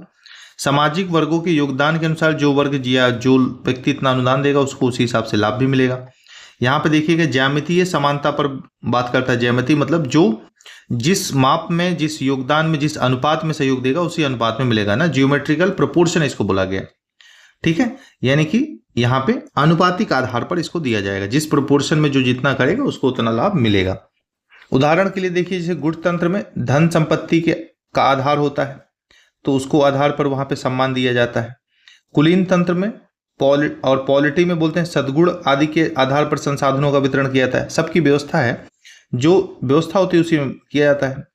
एक तो ये हो गया, समझ में आया सिंपल, कि जितना आप योगदान जिस मात्रा में कर रहे हो उसी आधार पर मिलेगा। दूसरा उसी का पार्ट क्या है विशेष न्याय का या पर्टिकुलर जस्टिस में, दूसरा पार्ट है इसका करेक्टिव। देखो एक तो था इसका डिस्ट्रीब्यूटिव वितरण, यानी कि जितना हमने बोला कि सकारात्मक, समाज में सकारात्मक योगदान आप दे रहे हैं कि भाई सेवा कर रहे हैं, शिक्षा दे रहे हैं, मेडिकल में सेवा दे रहे हैं, ज्ञान दे रहे हैं, व्यापार आदि कर रहे हैं, जो भी सकारात्मक है उसमें न्याय वितरण होगा। लेकिन यहाँ पे नकारात्मक योगदान आप कर रहे हो, नेगेटिव, यानी कि चोरी कर रहे हो, लूट कर रहे हो, समाज में ये भी तो है ना, समाज है, समाज में आगे बढ़ा रहे हो, पीछे ले जा रहे हो, नुकसान कर रहे हो, तो इसी को करेक्ट करेगा। ये समझ में आ रहा है, परिशोधन करेगा। तो दंड देखिए कि निजी सौदे, अब ये देखिए इसमें भी देखिएगा, पहली चीज तो कॉन्ट्रैक्ट आदि की बात करते हैं, निजी सौदे और अपराधों से संबंधित, यानी कि किसी ने कॉन्ट्रैक्ट किया है और उस कॉन्ट्रैक्ट को दिया है तोड़, समझ में आ रहा, तो फिर उसके लिए बोलते हैं कि गलत, इसके लिए दंडित किया जाएगा। और अपराध आदि कर दिए तो फिर बात ही क्या ना। तो this concern private transaction and criminals activities include, ठीक है। विशेषता क्या है, अंगड़ती अनुमान समानता के हिसाब से चलता है। अंगड़ती मतलब जितना आपने किया है उसी के आधार पर उतने ही व्यवस्था के हिसाब से दिया जाएगा, ठीक है। गिनती यहाँ पे की जाएगी, समानता की बात नहीं की जाएगी उसको ना। यहाँ पे देखिएगा न्याय द्वारा लागू होगा ना, ये न्यायपालिका द्वारा लागू किया जाएगा, भाई दंड देने का काम कुल मिला के है ये। नागरिक न्याय और दंड न्याय दोनों जो है, नागरिक मतलब यहाँ पे सिविल कोड, जैसे क्रिमिनल कोड और सिविल कोड होते हैं, तो जो नागरिक न्याय सिविल होगा जो अपराधों से संबंधित नहीं है, और जो अपराधों से संबंधित है क्रिमिनल जस्टिस, बोलते हैं दोनों को ये शामिल करेगा। न्यायालय मतलब ये जो आपका जो दूसरा न्याय है जिसको हमने क्या बोला है करेक्टिव जस्टिस, ये न्यायालय के द्वारा दिया जाएगा, ठीक है। वो सरकार के द्वारा दिया जाएगा वितरण में, पद प्रतिष्ठा आदि, समझ में आ रहा। अब यहाँ पे देखिएगा कोई अनुबंधन विवाद हो रहा है तो न्यायालय के पास जाएगा, कॉन्ट्रैक्ट वगैरह टूट जा रहा है कहाँ जाएगा, न्यायालय के पास जाएगा। कोई व्यक्ति अपराध कर रहा है तो कहाँ जाएगा, न्यायालय के पास जाएगा। तो ये थोड़ा बेसिक चीजें हैं, इसको देखिए। अब अरस्तु के न्याय की अगर बात करें तो आलोचनाएं भी होंगी। भाई अरस्तु शासन व्यवस्था को स्थिर रखना चाह रहा है, तो यानी कि समाज में जो सिस्टम है उसको भी स्थिर रखना चाह रहा है। तो अब यहाँ पे आप देखोगे कि यथास्थितिवादी है, समाज में व्यवस्था बनाए रखने की बात करता है, जो नियम समझौते हुए हैं ना। रूढ़िवादी है, वह योग्यता के आधार पर संसाधनों का वितरण को सही मानता है, बजाय कि आवश्यकता के आधार पर। देखो अभी के जो है आवश्यकता जिसको है, जैसे आप देखो गरीबों के पास आवश्यकता है लेकिन संसाधन नहीं, तो सरकार देती है, शिक्षा स्वास्थ्य आदि की व्यवस्था की गई है ना, सरकारी अस्पताल सरकारी स्कूल, ये क्या है। तो आधार पर संसाधनों का वितरण को सही मानता है बजाय आवश्यकता के आधार पर ना। रिसोर्सेज डिस्ट्रीब्यूशन को मेरिट आधार पर करता है। अब आवश्यकता जो है उनको नहीं मिल रहा है तो सरकार आज के इसमें आवश्यकता का ध्यान देता है। समाजवादी विचारकों के अनुसार अरस्तु वितरणात्मक न्याय अमीरों और गरीबों के बीच में अधिक है, बोलते हैं कि अमीरों को अधिक पद देने की बात करता है, ऐसा कुछ समाजवादी मानते हैं। यानी कि समाजवादी अरस्तु का समर्थन नहीं करते। कुछ महत्वपूर्ण कोट्स हैं, उद्धरण अक्सर परीक्षा में पूछे जाते हैं, यहाँ पे मैंने लिख दिए। जैसे अरस्तु का क्या मानना है न्याय पे, कि न्याय और कानून के बिना व्यक्ति निकृष्ट पशु है, न्याय व कानून के कारण ही वह सर्वोत्तम प्राणी बन पाता है। बार्कर का स्टेटमेंट है, यहाँ पे देखिए इंग्लिश में भी, without justice and laws a man is the worst beast, but with justice and laws he is the best of all beings. Barker क्या बोलते हैं, अरस्तु ने न्याय शब्द का प्रयोग साधुता के अर्थ में किया है ना, ठीक। निष्कर्ष पे देखिए हमने न्याय के बारे में, तो वितरणात्मक न्याय आधुनिक न्याय सामाजिक व्यवस्था और सार्वजनिक नीति में देखा जा सकता है ना। जो जैसे आधुनिक समय में देखा जाए कि हम लोग जो पद प्रतिष्ठा पाते हैं या सरकार सम्मानित करती है वो देखा जाता है कहीं ना कहीं। परिशोधात्मक न्याय भी आधुनिक समय में दिखता है, दंड प्रणाली में, क्रिमिनल जस्टिस सिस्टम में ना। आधुनिक परिप्रेक्ष्य में अगर आप देखें तो न्याय की जो व्याख्या करते हैं जॉन रॉल्स, न्याय के सिद्धांत को व्यवस्थित रूप से समानता के न्याय के सिद्धांत पे बल देते हैं और सामाजिक न्याय पे बात करते हैं, ठीक है। तो इसी प्रकार से रॉल्स को कभी मैं पढ़ाऊंगा, रॉल्स के लिए एक लेक्चर डाल दूंगा, आप लोग शायद देख लीजिएगा। न्याय को बहुत व्यापक तौर पे व्याख्या करते हैं जॉन रॉल्स ना, बहुत अच्छे तरीके से। रॉबर्ट नॉजिक भी बात करते हैं न्याय की, लेकिन ये अर्थशास्त्री है ना, तो ये बोलेंगे कि राज्य फालतू का हस्तक्षेप न करे, व्यक्ति को स्वतंत्र छोड़ दे, जो करना है करेगा। तो योग्यता के आधार पर संपत्ति वितरण का समर्थन किया, जो अरस्तु के विचार से मेल नहीं खाता। आइए, समाजवादी विचारक हमने देखे कि कोट्स भी हमने देखे। अब हम लोग आ जाते हैं आधुनिक परिप्रेक्ष्य में। जॉन रॉल्स को देखा हमने, रॉबर्ट नॉजिक को देखा। रॉबर्ट नॉजिक अर्थशास्त्री हैं, ठीक है। बोलते हैं कि टैक्स सरकार ना लगाए तो बेहतर है। अगर कोई लगा के जबरदस्ती टैक्स लगा के वो पैसा दूसरों में बांट रहा है तो ये गलत कर रहा है, यानी कि टैक्स तक लगाए जाने के विरोध में कुछ महत्वपूर्ण स्टेटमेंट है जो पेपर में पूछे जाते हैं प्लेटो और अरस्तू के आपसी संबंध के बारे में। प्लेटो अरस्तू को अकादमी का मस्तिष्क कहता था, हमने देखा था ना, ब्रेन ऑफ द एकेडमी, ठीक है। लाइसियम में अरस्तु घूमते हुए पढ़ाता था, हमने ये भी देखा था। लीसियम के बारे में इनकी जो संस्था थी जहां में पढ़ाते थे, भ्रमणशील दार्शनिक विद्यालय भी कहा जाता था। पूछा सकता है अरस्तु ने अपने मित्र ना, यहाँ पे देखिएगा, एक्सनोक्रिटस को लीसियम का प्रधान नियुक्त किया था। इस तरह के छोटे मोटे प्रश्न कभी भी पेपर में आ जाएंगे तो आप लगेगा कहाँ से आए हैं, तो इस तरह की चीजें थोड़ा सा नोट डाउन करते चलेगा। आइजा बर्लिन का दृष्टिकोण देखें तो इनकी किताब है ना, बहुत प्रसिद्ध किताब है।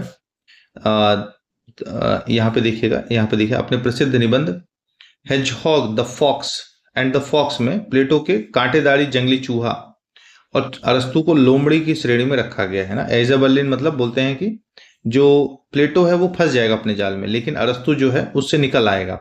बड़ी सरलता से अरस्तु ने व्याख्या की है। प्लेटो को यूटोपिया या स्वप्नवादी, कल्पनालोकी बोला जाता है अरस्तु, जबकि पहला राजनीतिक विचारक बोला जाता है। अरस्तु को, प्लेटो को भी दार्शनिक बोलते हैं लेकिन philosophical, political, father of political philosophy, लेकिन फादर ऑफ पॉलिटिकल साइंस नहीं बोलते, ठीक है। तो यही कारण है, दोनों में अंतर है। अरस्तु और प्लेटो के विचार का अंतर देखिए, यहाँ पे मैक्सी समझाते हैं। बोलते हैं अरस्तु क्या है, यथार्थवादी यानी कि रियलिस्टिक थिंकर है, और जबकि वैज्ञानिक व्यवहारिकता को, बहुत उपयोगितावाद को महत्वपूर्ण स्थान देता है। जबकि प्लेटो कैसे हैं, आदर्शवादी, यानी कि जमीनी स्तर पर इतना नहीं सोचा जा सकता, इनकी कल्पनावादी है ना, जैसे आइडिया, राजा और ये साम्यवादी इतने प्रैक्टिकल नहीं है। दांते भी एक विचारक है, जर्मन फिलोसफर है, बुद्धिमानों और ज्ञानियों का गुरु, यानी कि master of the wise and learn, बुद्धिमानों गुरुओं का गुरु भी बोला जाता है। अरस्तु की क्रांति के बारे में ये हमने देखा था ना, क्रांति को किसने बोला था, मैकिलवेन ना। क्रांति को कानूनी परिवर्तन से अधिक राजनीतिक मानते हैं, हम देख चुके हैं। प्रोफेसर बार्कर भी बोलते हैं कि मैकियावेली की कृति प्रिंस में क्रांति से जुड़े विचार मूल रूप से अरस्तु के विचारों पर टिप्पणी मात्र है ना, अरस्तु के विचारों पर टिप्पणी मात्र है मैकियावेली की रचना पर। कौन बोलते हैं, प्रोफेसर बार्कर। अरस्तु के विचारों का प्रभाव, तो आप देखो कि डनिंग में, तो राजनीतिक सिद्धांत के इतिहास में अरस्तु का सर्वश्रेष्ठ महत्व इस बात से है कि उसने राजनीतिक शास्त्र को स्वतंत्र विज्ञान के रूप में बनाया। ऐसा कौन बोलते हैं, डनिंग बोलते हैं। ये क्लास चैप्टर हो गया है, बस अब आपको कुछ विचारकों के बारे में दिखाना है। कैटलिन बोलते हैं दुनिया में बहुत कम पुस्तकें हैं जिनको पॉलिटिक्स के समान व्यापक व्यवहार रहा है ना। यहाँ पे देखिएगा, एबेंस्टाइन, अरस्तु की सबसे महत्वपूर्ण देन है संवैधानिक राज्य और कानून के शासन की धारणा को ये बेहतर तरीके से एक्सप्लेन करता है। आधुनिक किस पे विचारकों पे, यानी कि अरस्तु के बाद के विचारक हम देखोगे थॉमस एक्विनास, मध्यकालीन विचारक हैं, दांते हैं, इन सब पे ये प्रभाव पड़ा है। मैकियावेली पे प्रभाव पड़ा है, मैकियावेली तो आधुनिक समय का अरस्तु तक बोला जाता है। जेम्स हेरिंगटन, इनकी अगर हम बात करें तो अरस्तु के राजनीतिक आर्थिक विश्लेषण को इन्होंने प्रभावित किया। मॉन्टेस्क्यू की बात करें तो शक्तियों के पृथक्करण का सिद्धांत मॉन्टेस्क्यू के द्वारा दिया गया, यानी कि कार्यपालिका, न्यायपालिका और व्यवस्थापिका, इन तीनों सिस्टम को अलग अलग काम करना चाहिए ना। उन्होंने समाजशास्त्रीय पहलू पर शक्ति पृथक्करण को स्वीकार किया। अरस्तु का नैतिक और राजनीतिक दृष्टिकोण, तो नैतिक और राजनीतिक दृष्टिकोण में देखें तो कार्ल मार्क्स और हीगल, जिनकी चर्चा भी कर रहे थे, अरस्तु के इस कथन से प्रभावित हुए कि राज्य व्यक्ति से पहले आया है और संपूर्ण अपने अंशों से पूर्व है, ठीक है। ये बोलते हैं कि हीगल और कार्ल मार्क्स दोनों को प्रभावित किया। मैंकिटायर बोलते हैं उन्होंने अरस्तु के मनुष्य एक सामाजिक प्राणी है, और अब यानी कि मनुष्य एक सामाजिक प्राणी है, इससे बड़े प्रभावित हुए। हमने बोला कि प्लेटो भी बोलते हैं मनुष्य एक सामाजिक प्राणी है, अरस्तु भी बोलते हैं, लेकिन कभी कभी जो है अरस्तु क्या बोलते हैं, राजनीतिक प्राणी है। तो ये थोड़ा सा ध्यान दीजिएगा।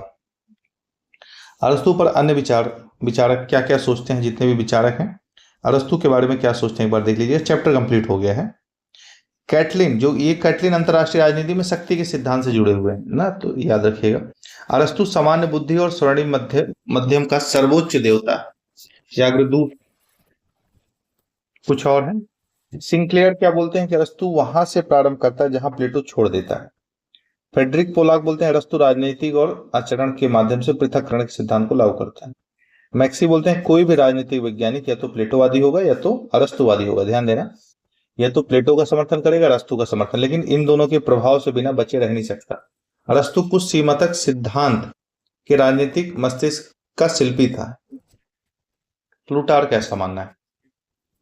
चैप्टर कंप्लीट हुआ। निष्कर्ष में आप देखोगे अरस्तु का प्रभाव प्लेटो से अधिक व्यापक रहा है ना। उनके विचारों के माध्यम से अगर देखोगे मध्ययुगीन ईसाई परंपरा, पुनर्जागरण, आधुनिक राजनीतिक विज्ञान और दार्शनिक को गहराई से प्रभावित किया है। इस प्रकार से आपका अरस्तु का चैप्टर होता है कंप्लीट। धन्यवाद। लगातार जुड़े रहिएगा, लाइक करिएगा, शेयर करते रहिएगा ताकि आपको मोटिवेशन मिले और हम आगे आपको और पढ़ा सकें।